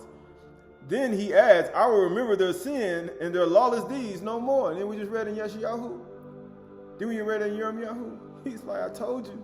There ain't nothing you can do about it. The 12 tribes of Yasharal are still a people. There are 12 gates. There's still 12 Shalakim. There's still 144, 12,000 sealed. There's still going to be all of the Turah blasts, right? There's still, everything is still in place. All the sins are forgiven. Guess what it says, verse 18? Where there is forgiveness of these, there is no longer an offering for sin. There ain't no more. It's all a part of it. There ain't nothing you can do about it, right? So this is the book of 1 Timothy, chapter 1 and verse 13. 1 Timothy chapter 1 and verse 13. 1 Timothy chapter 1 verse 13. Though formerly I was a blasphemer, persecutor, an insolent opponent. He's like, man, I was off the chain. But I received mercy because I had acted ignorantly and in unbelief. He's like, I was just doing this stuff in ignorance and unbelief. So are you ignorant and unbelieving? And the khan of our master overflowed for me with amunah and love that are in Mashiach Yahusha. It say it overflowed. That's what that forgiveness of sin, that everlasting love, forgiving sin, transgressions, iniquity, that image and likeness that Mashiach bowed down and shakah to. He was like, man, ain't no way in the world I can be better than you, Yahuwah. Let me hit the ground. Because that's the whole point. Once you realize Yahuwah's character, he in no wise clearly guilty. But guess what? I read Hebrews 3 and 12. Take care, brothers and sisters, lest there be in any of you an evil, unbelieving heart. Because you know the new Beretha is what? I'm gonna put it in your mind, your lave, and write it on your lave, your heart and your mind. And you're gonna do it. But if you're not gonna do it, then he said you have an evil heart of unbelief. You have an evil, unbelieving heart. You know who that is? Oh, so you're not gonna listen to anything I say anymore. It says leading you to fall away from the living Elohim. That's what I was gonna make you fall away. He would say, it ain't got nothing to do with me. What makes people fall away? An evil, unbelieving heart. That's why they don't believe that your code is going to be in the Malkut. That's why they say he was full of lust when he married Leah and Rachel, and he had 2 concubines and 12 sons and the daughter. They try to make up and try to make it seem like he the most evil person on earth when he wasn't. Because had he not done that, we would never have eternal life. Yeah, a man with 2 wives, 2 concubines, 12 sons, and a daughter. Had he not wrestled with the Malachi and prevailed, you wouldn't understand what eternal life was. He's struggling with Elohim and man. Who killed his son? Elohim wrapped his son. Who hardened the hearts of the people in Matthew 27 and Yehukanan chapter 19, and the elders and the teachers and all the people? Who hardened their heart and made them deny him and mock him and smack him in the face and punch him in the face? Who hardened their heart? Yahuwah hardened their heart. Why do you think he darkened it from the 6th to the 9th hour? The same way when he came out of Mizraim. He had to do that for 3 days that nobody left out. Why? Because he had to darken it. Nobody moved for 3 hours. He had to do all of that in order to show you who he was and how powerful he is. And nothing you can do about it. This is all of Yuchanan 2 and 18. 1 John 2 and 18. Children, it is the last hour.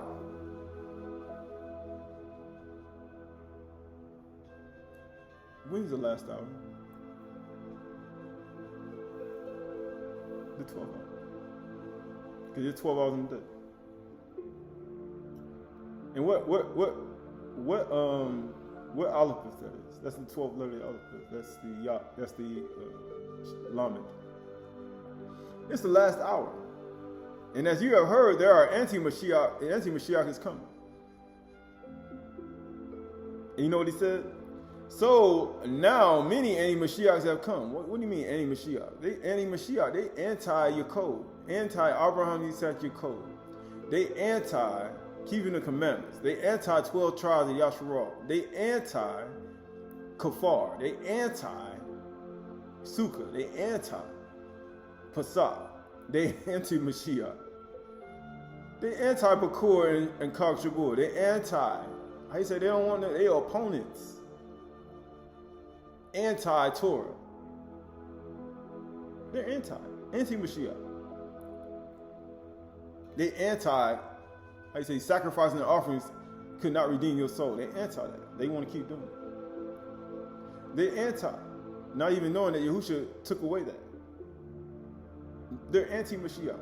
They're anti-New Covenant. He wrote it in your heart and your mind that you may perform it, not just put it in your heart and your mind, know it. You know what I'm saying? I put it in your heart and your mind, New Covenant, so you can know it. We just read they would not do it. So the whole point of him putting it in your heart and your mind a New Covenant is so you can not only know it, but also do it. So he won't destroy you the second time when he comes back here. But you have to willingly do it. I can't make you do nothing. You know, I said, I'm gonna make you do it. He's like, nah, I'm just gonna. Yahuwah said, I'll be with you while you be with me. I'll be with you. Be with you while you be with me. But if you forsake me, I'll forsake you. And you will find out. Right? It says, children of the last hour, and you have heard that the anti-Mashiach is coming. So many anti-Mashiachs have come. Therefore, we know that it's the last hour. That's how we know. He said, how do we know? It's the last hour. Man, they trying to destroy our father, our great-great-grandfather, Yaakov. Man, they trying to destroy Yitzhak. They trying to stop his will. They trying to get rid of Abraham and steal his wife. Because had Pharaoh, had he touched Abraham's wife, we wouldn't have no Yitzhak. And we wouldn't have none of this stuff. They trying to get rid of Abraham, Yitzhak, and Yaakov. And if we didn't have none of this, you understand that none of this stuff would have happened? It wouldn't have been no, I changed your name from Abraham to Abraham to Abram. From Abram to Abraham, or Sarah to Sarah, right? It wouldn't be none of that. Had all that stuff, had he just touched it, had he just had, and it would have been none of this. You know that? People don't even understand that. He had to. Yehuda had to sleep with Tamar. All this stuff had to happen. I know a lot of things just don't happen. He had to. There had to be two in the womb with Asu and Yaakov. There had to be. That's why Yahuwah was holding her back from the child. He had to wait for the right moment when two eggs come out at the same time. That's why she was complaining, not even knowing that Yahuwah said, I got to wait for two eggs to come so he can get two children in the womb at the same time. So you got to wait for that day to come. And people don't even know that too. Because remember, he the infinite Elohim, right? And that's the whole point, right? We're going to get out of here, right? So this is 2 Chronicles, Devarim 7, 11 through 12. Thus Shalluma finished the house and the king's house, right? The bayit, the palace, because that's what it was, a palace. And all that Shalluma had planned to do in the house of Yahuwah, it says, and in his own house, he successfully accomplished. Then Yahuwah appeared to Shalluma in the night and said to him, I heard your prayer and chosen this place for myself as a house of sacrifice. I heard your palau in the middle of the night. I heard what you said. Now you see why Satan don't want you to palau in the middle of the night. That's why he gives us all these devices and lights and everything, right? He's sending the drones, helicopters and everything trying to make you afraid, right? You got all this crazy stuff going on, trying to do all this stuff to distract you at night. That's why he do all this crazy stuff, right? Gunshots and everything else, right? I'm sure Shalluma wasn't having all that when he was doing his prayer, right? But that's the whole point. It says, verse 13, when I shut up the Shamayim so that there is no rain, or command the locusts to devour the land, or send pestilence among my people, if my people, which are called by my name, will humble themselves, that's what we're doing right now, and pray. People say, you should have done that. If you're in a new bereaved, I don't need to tell you that. He said, I need to tell you to do that. No, I don't need to tell you to do nothing. You should already know to do these things. This is a new covenant. This ain't the old covenant. You know how I say, I got the old covenant. No, this is a new one. You're supposed to already know this. He says, I'm assuming. You know how I say, people say, I'm assuming you're supposed to know these things. And pray and seek my face. That's who else you supposed to be seeking? And turn from their wicked ways, which means you got to stop. Then I will hear from Shamayim and forgive their sin and heal their land. And then he's going to heal you. I'll forgive their sin, I'll heal their land. And he's talking about you. You. I want healing. Do you want to be healed? Here you go. Do you want to be healed? You know who you say? Do you want to be healed? Here you go. Now my eyes will be open and my ears attended to their prayer that is made in this place. Once you humble yourself, pray, turn from your wicked ways, that's how Yahuwah will hear your prayer. For now I have chosen and consecrated this house, this palace, that my name, this household, this house, this family, this people, and you shouldn't covet it either because it ain't yours. It ain't your house. It ain't your palace. It ain't your household. It ain't your family. It ain't your household affairs. For now I have chosen and consecrated this house that my name may be there forever. My eyes and my heart will be there for all time. Now you see how Yahuwah is. Man, when Yahuwah your husband, when Yahuwah with you, he said, man, I'm going to be there always. As a matter of fact, all sins are forgiven. You have no idea. People have no idea. And as for you, if you will walk before me as Dawid, your father, walked, and do according to all that I commanded you, and keep my statutes and my rules, then I will establish your royal throne, and as I have covenanted Dawid, your father, saying, you shall not like a man to rule Yasharal. What do you mean a man? A yard. Right? You say a yard. A yard. A yard.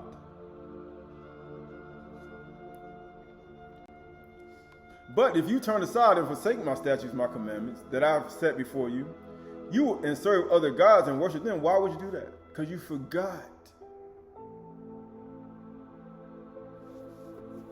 Because you forget. That's why these things are for memory. This is all this is for. This is for your memories.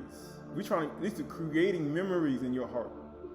That's why we wake up in the morning, early in the morning, walk around, or you do all these things, blow it to rule, do all these. It's just memories. Because when you recount the memory, it brings back the understanding back to your mind. Verse 20, then I will pluck you, it says, if you worship other God, then I will pluck you up from the land that I've given you in this house that I have consecrated for my name. I will cast out of my sight, and I will make it a proverb and a byword among the peoples. He said, then I'm going to humiliate you. Because Yahuwah don't like that. And guess what it says? In this house which was exalted, everyone passing by will be astonished and say, you know what happens when you're exalted? You're going to be abased. He said, why is everybody's heart made low? And the house everybody in the house been made low. They've been fasting. Then when Ayub said it, he said, I've been brought low. He said, look at my bones. He said, I've been brought low. They would be astonished that Yahuwah has done thus to this land and to this house. Why he said, my friends, have mercy on me, for your hand of Yahuwah. That's what Ayub said, the yad of Yahuwah has touched me.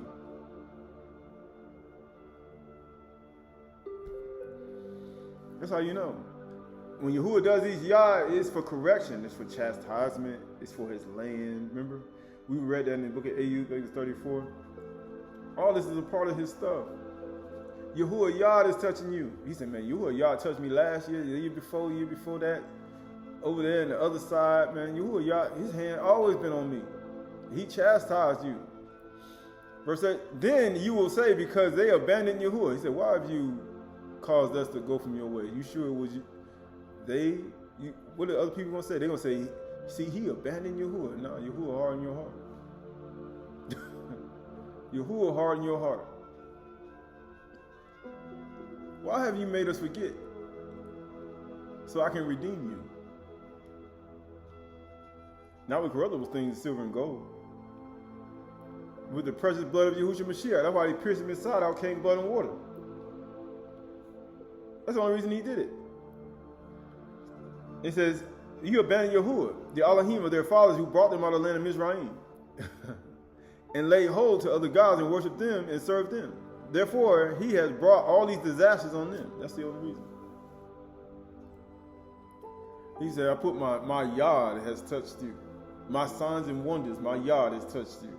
And when you start to see his signs and wonders, his earthquakes, his storms, his vapor of smoke, his hurricanes, Yahuwah hurricane Yahuwah, earthquake Yahuwah. When you start to see the earthquake fire Yahuwah, when you start to see it, then you understand his right hand has touched you. Either it's covering you if you're protected and nothing happens. His right hand, Yad, is covering you while his right hand is destroying everything around you. Because cast your bread upon the waters. You don't know what disaster may come. So that's why you think he told you, this is the fast that I chose, and you give your bread to the hungry? Cast your bread upon the waters. You don't know what disaster is going to come. Right, this is 14. If my people, that word for humble is kana. Kana, kaf, nun, ayin, right? Because you got to see it. It means to be humble, to be subdued. That's what we're doing now. To be humble, to be subdued, right?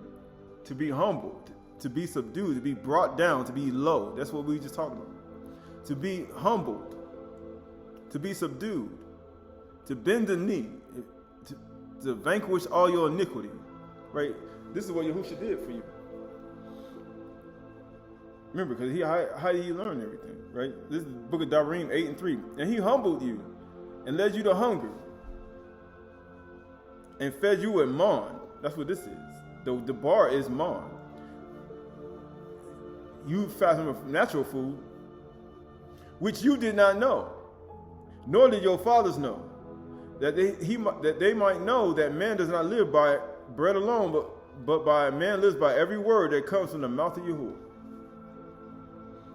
He said that's how you live. Right? That word for humble, that word for humble is anah. And guess what? It means to oppress, to be humble, to be put down, to stoop, to afflict. Isn't that what we're doing today? If you're gonna be afflicted, you're gonna be cut off, because Yahuwah don't like when you're not humiliated, you're not weak in oneself. This does make you weak. To weaken, submit yourself, affliction.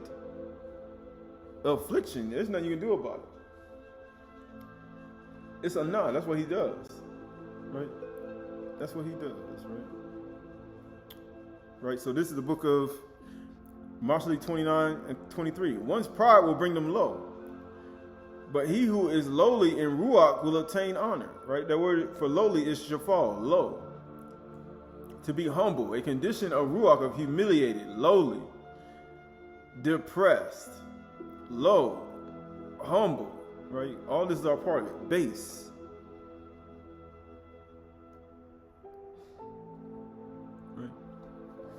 lowly, right? To be humble, humiliated, right? Base, right? You got to change the algorithm in your head. Humble, low, right? You got to. Psalms 37, 7 through 11. Be still there before Yahuwah and wait patiently for him. Why we keep repeating this? Because we tend to forget. That's all it is. Wait patiently for him, because we don't know how to wait. Fret not yourself, Kaphar, get angry over the one who prospers in the way and the one who carries out evil devices. Refrain from anger. Why do you think Mashah got angry? They won't listen to me, because Yahuwah was testing him. And he was angry with him. He made it stink. He made the whole thing stink. He says, forsake wrath, fret or corrupt not yourself, intends only the evil. That's all it's going to do. For evildoers shall be cut off, but those who wait for Yahuwah shall inherit the earth. He said, you will inherit the earth if you wait. But if you don't wait, then you're going to think it's you.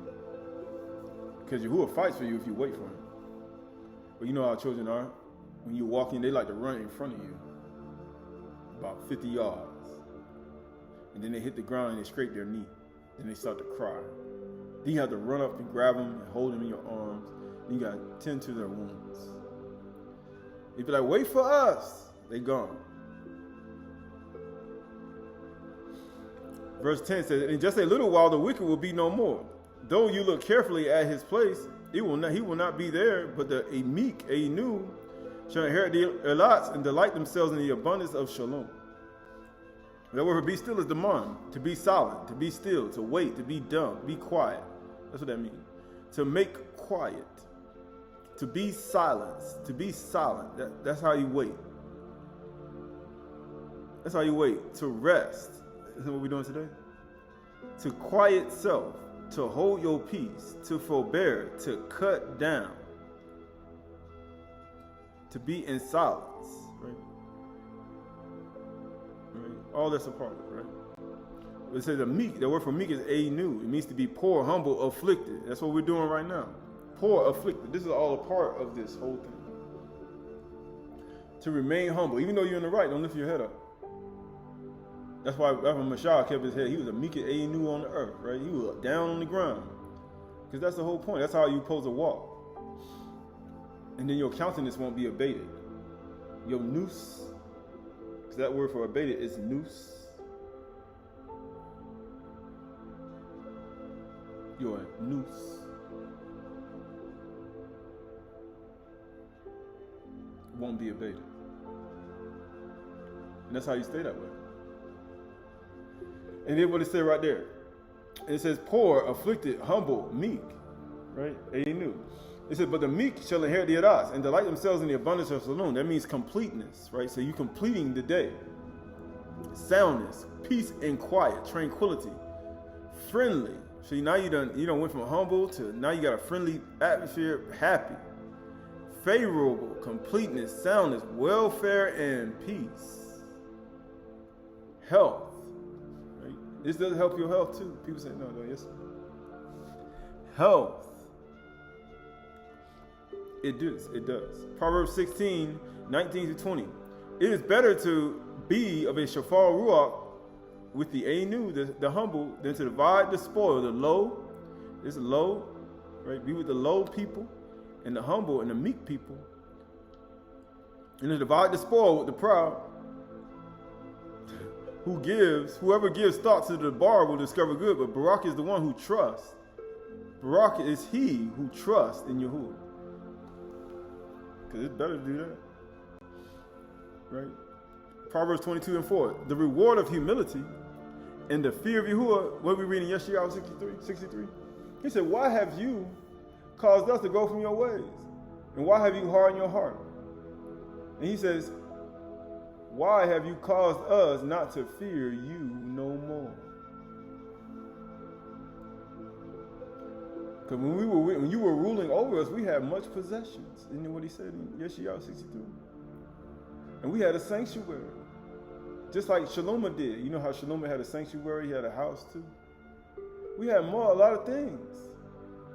When you ruled over us. But then when we stopped, when you cause to go hard from your way and you harden our heart, the only reason he hardened your heart was so he can show his yard can touch you today.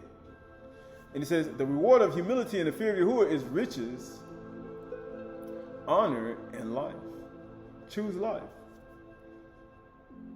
You both say yourself and them that hear you. You both say yourself and your household. You'll say yourself. Because you can't make nobody do nothing. It says anua. That word for humility is anua. It means meekness, humility. Condescension. It means clemency. It means leniency, meekness, right? This thing, it says condescension, superiority, right? Clemency, mercy, and leniency. Right, because remember how many times did Aydah plead for mercy from his friends, children, his Isha, his maidservants and men servants? How many times he pleaded for mercy? Only reason they wouldn't give it to him because they wasn't anew. And amazingly, what did he lose? He lost his riches, he lost his honor, and he lost his life, his livelihood.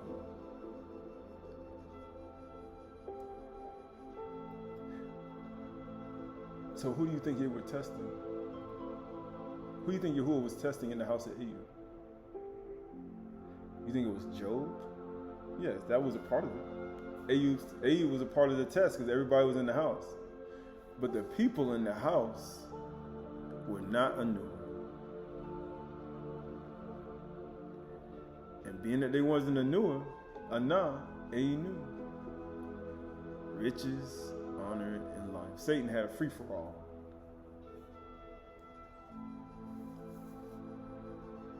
Which Yahuwah put in his power to do it. Satan, I give you the power of the hurricane. Satan, I give you the power of the whirlwind. Satan, I give you the power of the plagues. Satan, I give you the power to inhabit the wife of Aydah and his men servants, maid servants, and his children. I give you the power. Because when Yahuwah gives him the power, what you going to say? Yahuwah, take away his power. When Yahuwah gives Satan the power to do stuff to you, understand, it ain't nothing you can do about it. You can get all the books, you know how you got the books, the purpose of maintaining your wealth in the midst of adversity. There's no way in the world you're going to do it. You can get all the books and all the things and all the advice you want. Once Yahuwah gives him the power to do something to you, ain't nothing you can do about it. Let me get a financial literacy book on how to maintain my wealth. That ain't gonna work. The only thing that's gonna work is if my people, which are called on my name, will humble themselves and pray and seek my face and turn from their wicked ways. He said, I'll hear from Shaby'ay and I'll heal their land. That's the only way.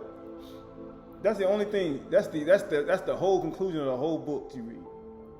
Because if you don't do that,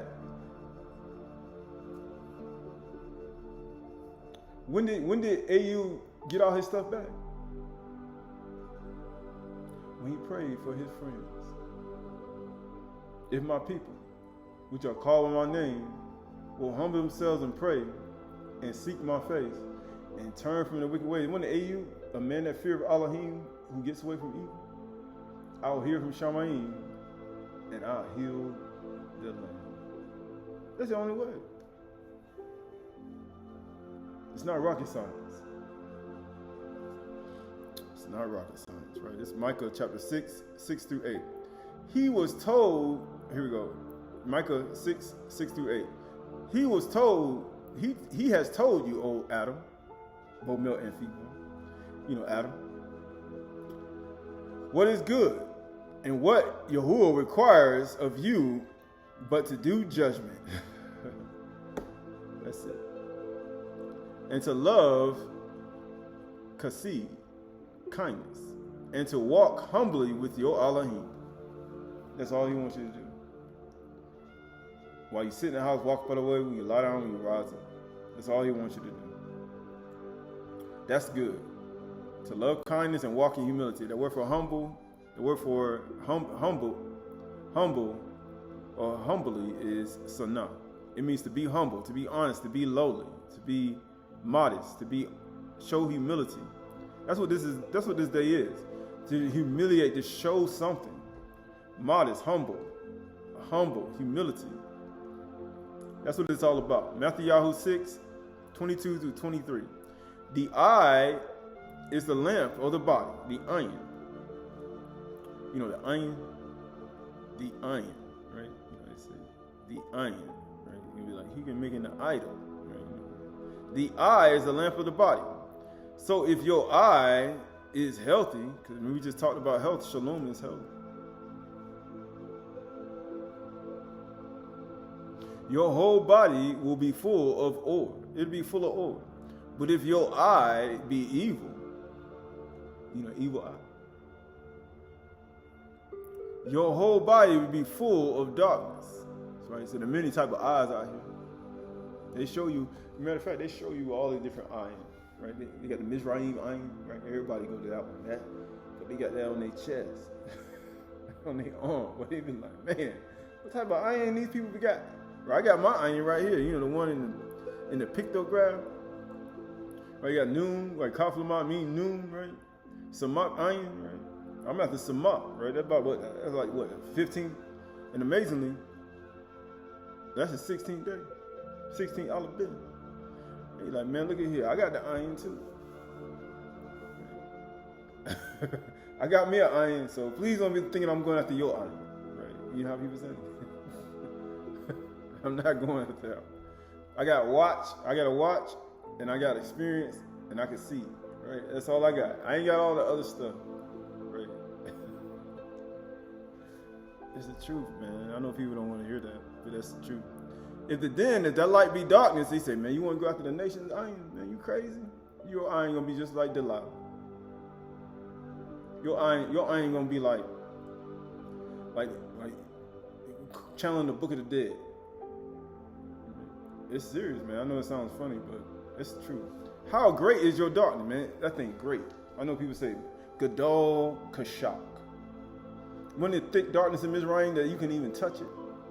It was so thick, you could touch it. How great is your darkness? You say, you still ain't come out of Mizraim yet. Sorcerers, enchanters, necromancers, remote viewers, spirit channelers, readers, all these are a part of palm readers, card readers, you know, little card readers, right? All these are a part of these things that people go after. But we're going to show you, right? It says word for bad is poneros. It means hurtful, evil. You got a hurtful, evil eye, right? All that's a part of it. This is Yeshayahu 8:18-20. Behold, right, here we go. I and the children whom Yahuwah has given me are for Aydah, or signs, importunate in Yasharal from Yahuwah of hosts. He said, the children you've given me, we for signs, Aydah. Isn't that what the fourth day of creation is? Let them be for signs, Aydah, days, months, and years. Muaz. It says for Yasharal, Yahuwah of hosts, who dwells on Mount Sion. Because you know Mount Sion, what does that mean? Sion means the parched place, the thirsty place. And then Yahuwah suffer you to hunger and thirst. We for a sign, Aydah, in the earth. He suffered us to hunger and thirst, that man might know that man shall not live by bread alone, but by every debar that comes out of the mouth of Yahuwah. It says, and when they say to you, inquire of mediums, necromancers, who chirp and mutter, because you got shapeshifters, right? You got shapeshifting birds and people, beings that can change into other forms and shapes, and they can change and they can shapeshift. These demons and shadim and these wizards and warlocks and necrons and remote viewers, these sorcerers, they can change, they can shapeshift. I know it sounds crazy, they can talk too. They start talking. You be like, hold up. You know how the dog be like, this dog turn his head to the right.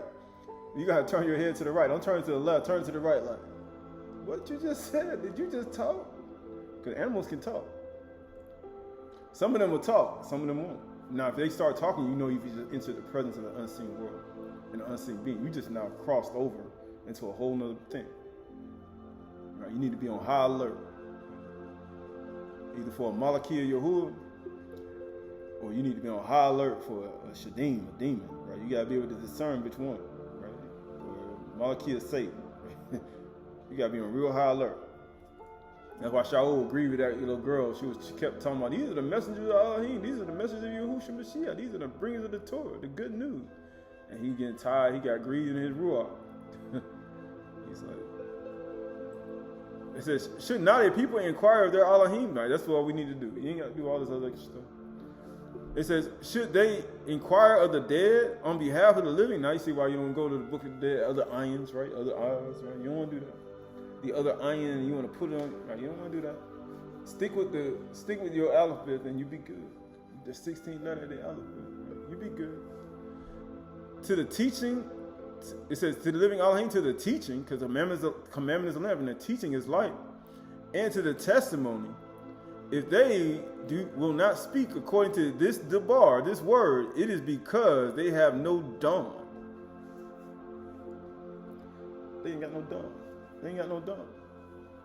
You know, he say no sunlight, no dawn. He said, they ain't got no dawn. They have no dawn. Right, verse 8, that word for miracle, that word for I and the children you've given me are for portents. That word for portents is mofeth. They got more faith, right? They say more amun. More faith, right? But it's mofeth, right? But they got more faith. That's exactly what we got. More faith, right? I and the children you give me for, we got way more amun. And it says right here, it says miracle. I and the children you give me for ayuth and miracles, signs, special display of Elohim's power, right? Omens, right? Tokens of omens, miracles. Why would he say that? Conspicuousness, right? Conspicuousness, I'm sorry. Wonders, right? Wondered, right? He said, why are they doing this? What's going on? Right? Wondered. That word for they are omens, right? The omen is an event regarded as portent of good or evil. A prophetic significance. That's what this is. You know how they have their prophetic significance in the world? Well, this is our Naba, right? Significance. Because you're going to have to stop the same son, Shemesh Kuku in the yard. He compared that to Yasharal. And you got to stop all that stuff. You got to measure Shamayim in the earth and everything just to even cast off Yasharal from being a people. But it says conspicuousness is the state or quality of being easily seen or noticed, of an attracting attention due to striking features or an outstanding quality. That's what A'inu is. Ana, Anu, Shafar, right? These is all a part of what? A quality of Yahuwah, mercy, compassion, forgiving sins, transgressions, and iniquities. That's why Yahuwah said all sins are forgiven. There's nothing you can do about it. There's nothing you can do about it, right? Right. So this is Sirach 3:17-23. My son, go on thy business in meekness, A'nu. So should thou be beloved of him that is approved. The greater thou art, the more humble thyself, and thou shalt find favor before Yahuwah. Many are in high places of renown, but mysteries are revealed unto the A'nu. For the power of Yahuwah is great and honor with the lowly. It's honor with the lowly. It's honor with the lowly, right? Because that's the only reason you're going to get honor back. He said you got to be humble, right? Right, so this is the book of...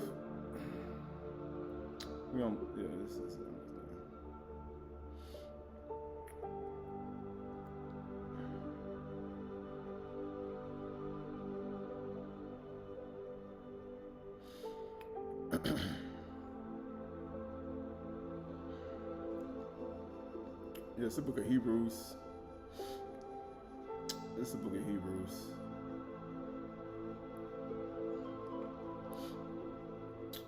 Actually, no. This is the book of Hebrews, chapter 9. Hebrews, chapter 9. Hebrews, chapter 9 and verse 2. Hebrews, chapter 9 and verse 2. Hebrews 9 and 2. Yeah, let's go there. Hebrews 9 and 2. It says, For the tent was prepared, the first section, in which were the lampstand and the table and the bread of his presence. It is Kudash place. Behind the second curtain was a second section. Remember, they put all that in front of the curtain, called the most Kudash place, having the golden altar, the incense, and the Ark of the Covenant, covered with all sides with gold, in which was the golden urn, holding the manna of Aaron's staff that budded, and the tablets of the covenant. Above it were the cherubim, and the glory, Kabod, overshadowing the mercy seat. Of these things we cannot speak in detail. We cannot now speak in detail. These preparations having thus been made, the priests going regularly into the first section, performing their ritual duties. That's all these are apart, like washings, just bath, just ephah, just bath, just ephah, just mazon. Right, these are all a part of the rituals. But in the second, only the high Kahan goes, but once a year, and not without taking blood, which he offers for himself and for the unintentional sins of the people. But this, the Kudash Ruach, indicates that the way into the Kudash place is not yet opened as long as the first section is still standing. That's why you got to take away the first to establish the second, which is symbolic for the present age. According to this arrangement, gifts and sacrifices are offered that cannot perfect the conscience of the worshiper, but deal only with food and drink. That's all. Your natural man, your food and drink, and various washings, regulations of the body imposed until the time of Reformation. But when Mashiach appeared as a high Kahan of the good things that have come, then through greater and more perfect tent, not made with hands, that is, not of this creation, he entered once and for all in these Kudash places, not by means of blood of goats and calves, but by means of his own blood,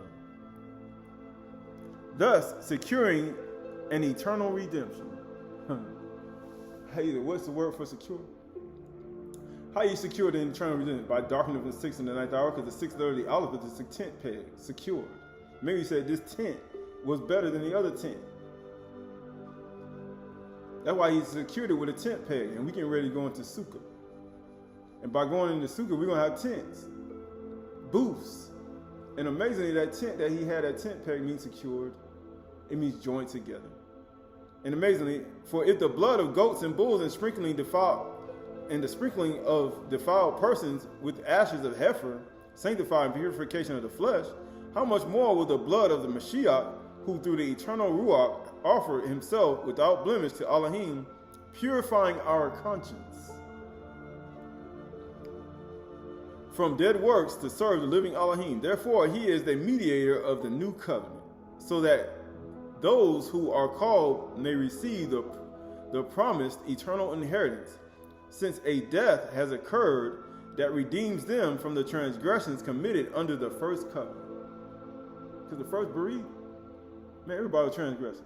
There ain't nothing you can do about that. Man, ain't no way you can do it. For where a will is involved, the death of the one who made it must be established. For a will takes effect only at death, since it is not enforced as long as the one who made it is alive.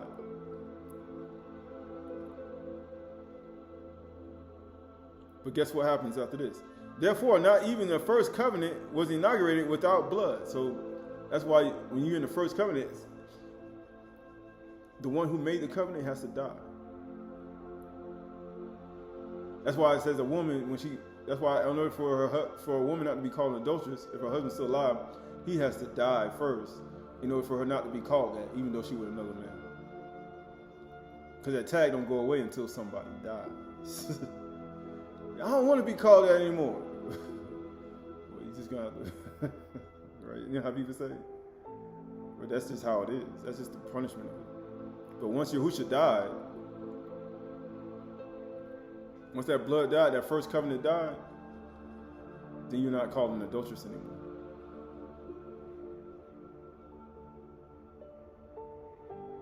In your second covenant, in your third and fourth, fifth, and sixth covenant, you know how to say. Y'all know how you get over it, or how people do it.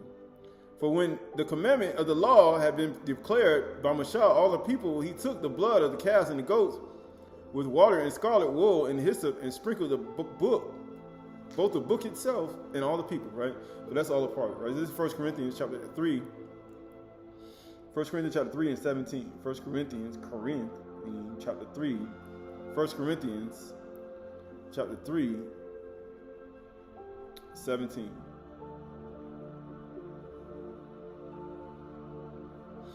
I think it is 1 Corinthians chapter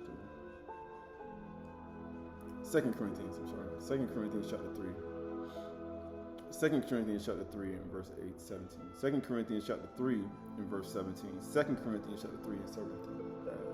2 Corinthians chapter 3 verse 15.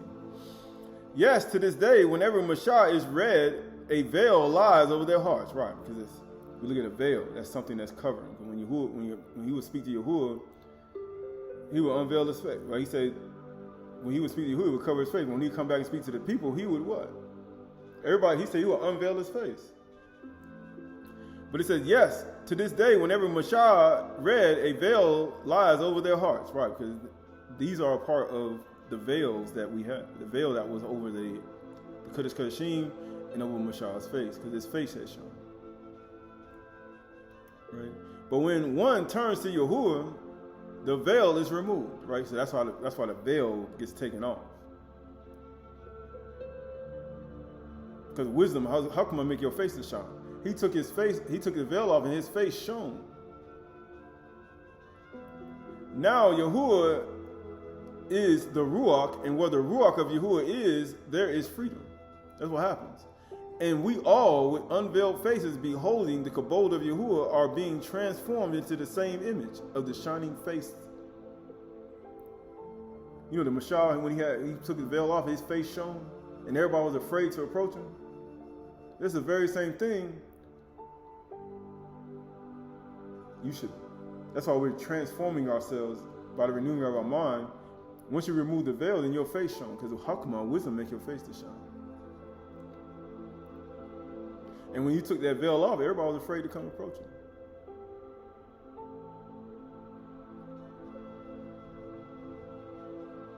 Because everybody's supposed to have their face shine. Not just Mashah.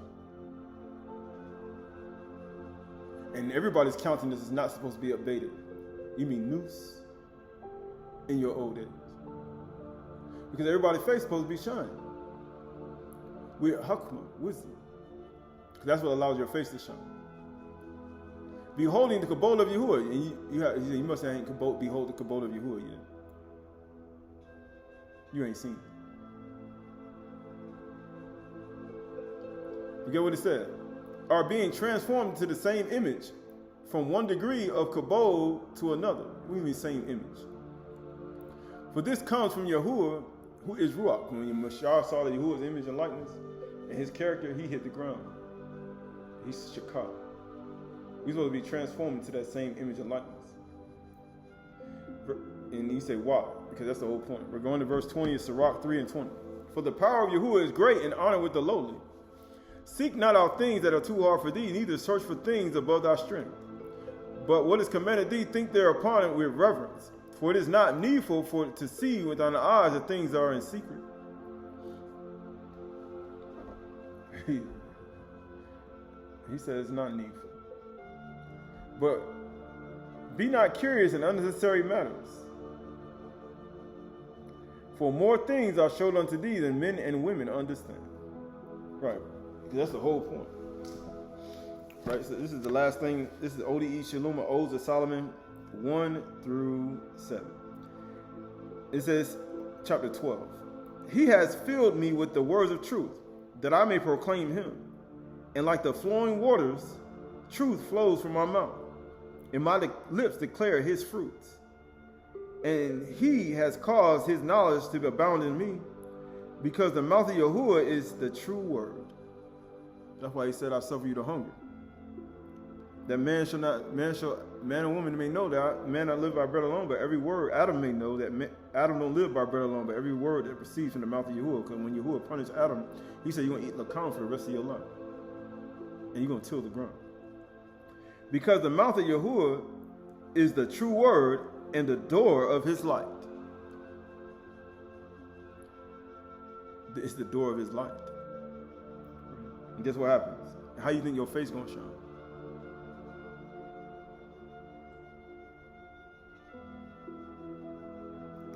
And the Most High has given him to his generations, which are the interpreters of his beauty, the narrators of his kabod, his glory. He overlook offenses. The confessors of his thought. He said, how you overthink? Not like human beings. He said, Shamayim, he said, even as the Shamayim, the highest Shamayim from the earth, so are my ways from your ways and my thoughts from your thoughts. He says, and the preachers, the Qahalath of his mind, and the teachers of his works. For the subtlety of the word is inexpressible. I mean, it's infinite. There's no way you can do it. And like the expressions, so also is his swiftness, and his acuteness, and his limitless in his path is his path. He never falls but remains standing. And one cannot know his descendant of his way. I mean, he don't never fall down. Not like us. That's what we do. That's what we're supposed to do. It says, he never falls but remains standing. And one cannot know his descent or his way. For as his work is, so is his expectation. For he is the light and the dawning of thought. And what did Yeshayahu in Yeshayahu chapter 8? He said, if he's speaking on according to this, the bar, that means there's no dawn in him. Because Yahuwah is the dawning of thought. It says, and by him generations spoke to one another, and those that were silent acquired speech. He said, we were demand. You would be still, you were quiet. You had a yacht in the car for quietness, right? And he said, you acquired speech. And from him came love and harmony. And they spoke one to another whatever was theirs. And they were stimulated by his debar, and knew him who made them, because they were in harmony. For the mouth of the Most High spoke to them, and his exposition was swift through him. For the dwelling place of the word is man. That's what the word is supposed to be, Adam. And his truth is love. The greatest of these is Aha. Parach are they who by means of him have recognized everything. You mean the totality? He said, you recognize everything, totality? He said, when we talk about thou shalt not covet thy neighbor's house or wife, donkey, menservant, maidservant, nor anything or everything, any and everything that is your neighbor's, your totality, the totality of it. He said, they recognize everything and have known Yahuwah in his truth. He said, I know. He said, you know in his truth. So we look at all that. We look at Yahushua Mashiach. We look at Kaphar. We look at the affliction of our nafash, our soul. To bring one back to the Damah, the breath of Yahuwah Elohim when he made Adam in the beginning. We look at the light of life, his neshama, the intellectual properties of his consciousness. That we may no longer have conscience of sin, but only the consciousness of his debar. And we may no longer believe that we were redeemed by animals and things and the natural things of the world and drinks and food and offering. We were redeemed with blood and the new covenant of Yahushua Mashiach in the blood that he said when they pierced him in the side, now came blood and water. Knowing that all these blood and water that came down was the cleansing of us. So he said he's going to exalt the tents of Yehuda first. That the inhabitants of Yasharal don't exalt themselves against Yehuda. But he said he's going to open up a fountain to the house of David for cleansing of sin and uncleanness. Knowing that all these things that Zechariah spoke were all a part of the properties of the actual redemption power of Yasharal and Yehuda. And to bring us back to how it was when he first made his covenant. And he seen the house, he gave you 2 houses with a tent peg. And he yielded and he pitched his tent among men. Knowing that he pitched his tent among men in the secrets of the heart. And the secrets of the heart is where men hide the very treasures of eternal life. Knowing that Yahuwah Elohim has given us the understanding, and we should walk in his understanding, and understand that his yard is on us for good to cover us, and his yard is on us for evil. And he'll send his Kaphar to knowing that he is a disciplinary. Knowing that in truth, we should walk in Anu, Anah, and Anua. We should fall, we should shakar always. And we should always understand that soon, even to afflict ourselves and to humble ourselves before him, is an expression, an expectation, an expression of the love for our husband, Yahuwah Elohim, and to humble ourselves to our master, our husband, and to walk in righteousness always, and that he manifests his character towards all people and everywhere, and not just to ourselves. But knowing that these things are true, and it has no boundary to it, because Yahuwah had a boundary, then you wouldn't be able to say his infinite understanding and his infinite understanding in worlds. And why would he tell you to measure out the Shamayim in the earth? Why would he tell you to do that? Why would he tell you to search it out? Because it's infinite. It has no boundaries. It has many other things that you can't even pass. Because Yahuwah made all things. And everything that he made was good and very good until man corrupted it. But even after that, Yahuwah still has mercy. Right, so this is the last thing, right? And then I'm done, right? This book of Exodus. The book of Exodus, chapter 34, and verse 4. So Moshe, 34 and 4. So Moshe cut 2 tablets of stone like the first, right? Because he did it. He took away the first and established the second. He's still the same thing, right? Like the first, right? Because he had the first one, right? And he did it again. That's what we just did, right? We just went through, and you go what he said. And he rose early in the morning and went up to Mount Sinai, as Yahuwah had commanded him. And he took in his hand the 2 tablets of stone, his yard. He took it again. And Yahuwah descended in the cloud, and stood with him there, and proclaimed the name of Yahuwah. And Yahuwah passed before him and proclaimed. And Yahuwah, Elohim, merciful, gracious, slow to anger, abounding in steadfast love and faithfulness, keeping steadfast love for thousands, forgiving iniquity and transgressions and sin, but who will by no means clear the guilty, visiting iniquities of the fathers on the children's children, to the 3rd and 4th generation. And Moshe quickly bowed his head toward the earth and worshiped, and he said, if now I have found favor in your sight, this is what you need to do. We all with unveiled faces behold the kabod of Yahuwah. We just read the 10th commandment. This is the 10th day. 10 commandments are over. And this is the last day, right? What do you think you need to do? The 10 commandments are over, right? This is the 10th day of the 7th month. And he said, if I have found favor in your sight, this is what it means. O Yahuwah, let Yahuwah go in the midst of us. He said, it is a stiff-necked people. And what did he say? And pardon our iniquity and our sin, and take us for your inheritance. What do you think Yahushua did? This is the 10th letter of the alphabet. What happened after the 10th letter of the alphabet? There's no more command. It is finished. Now what do you think Yahushua did?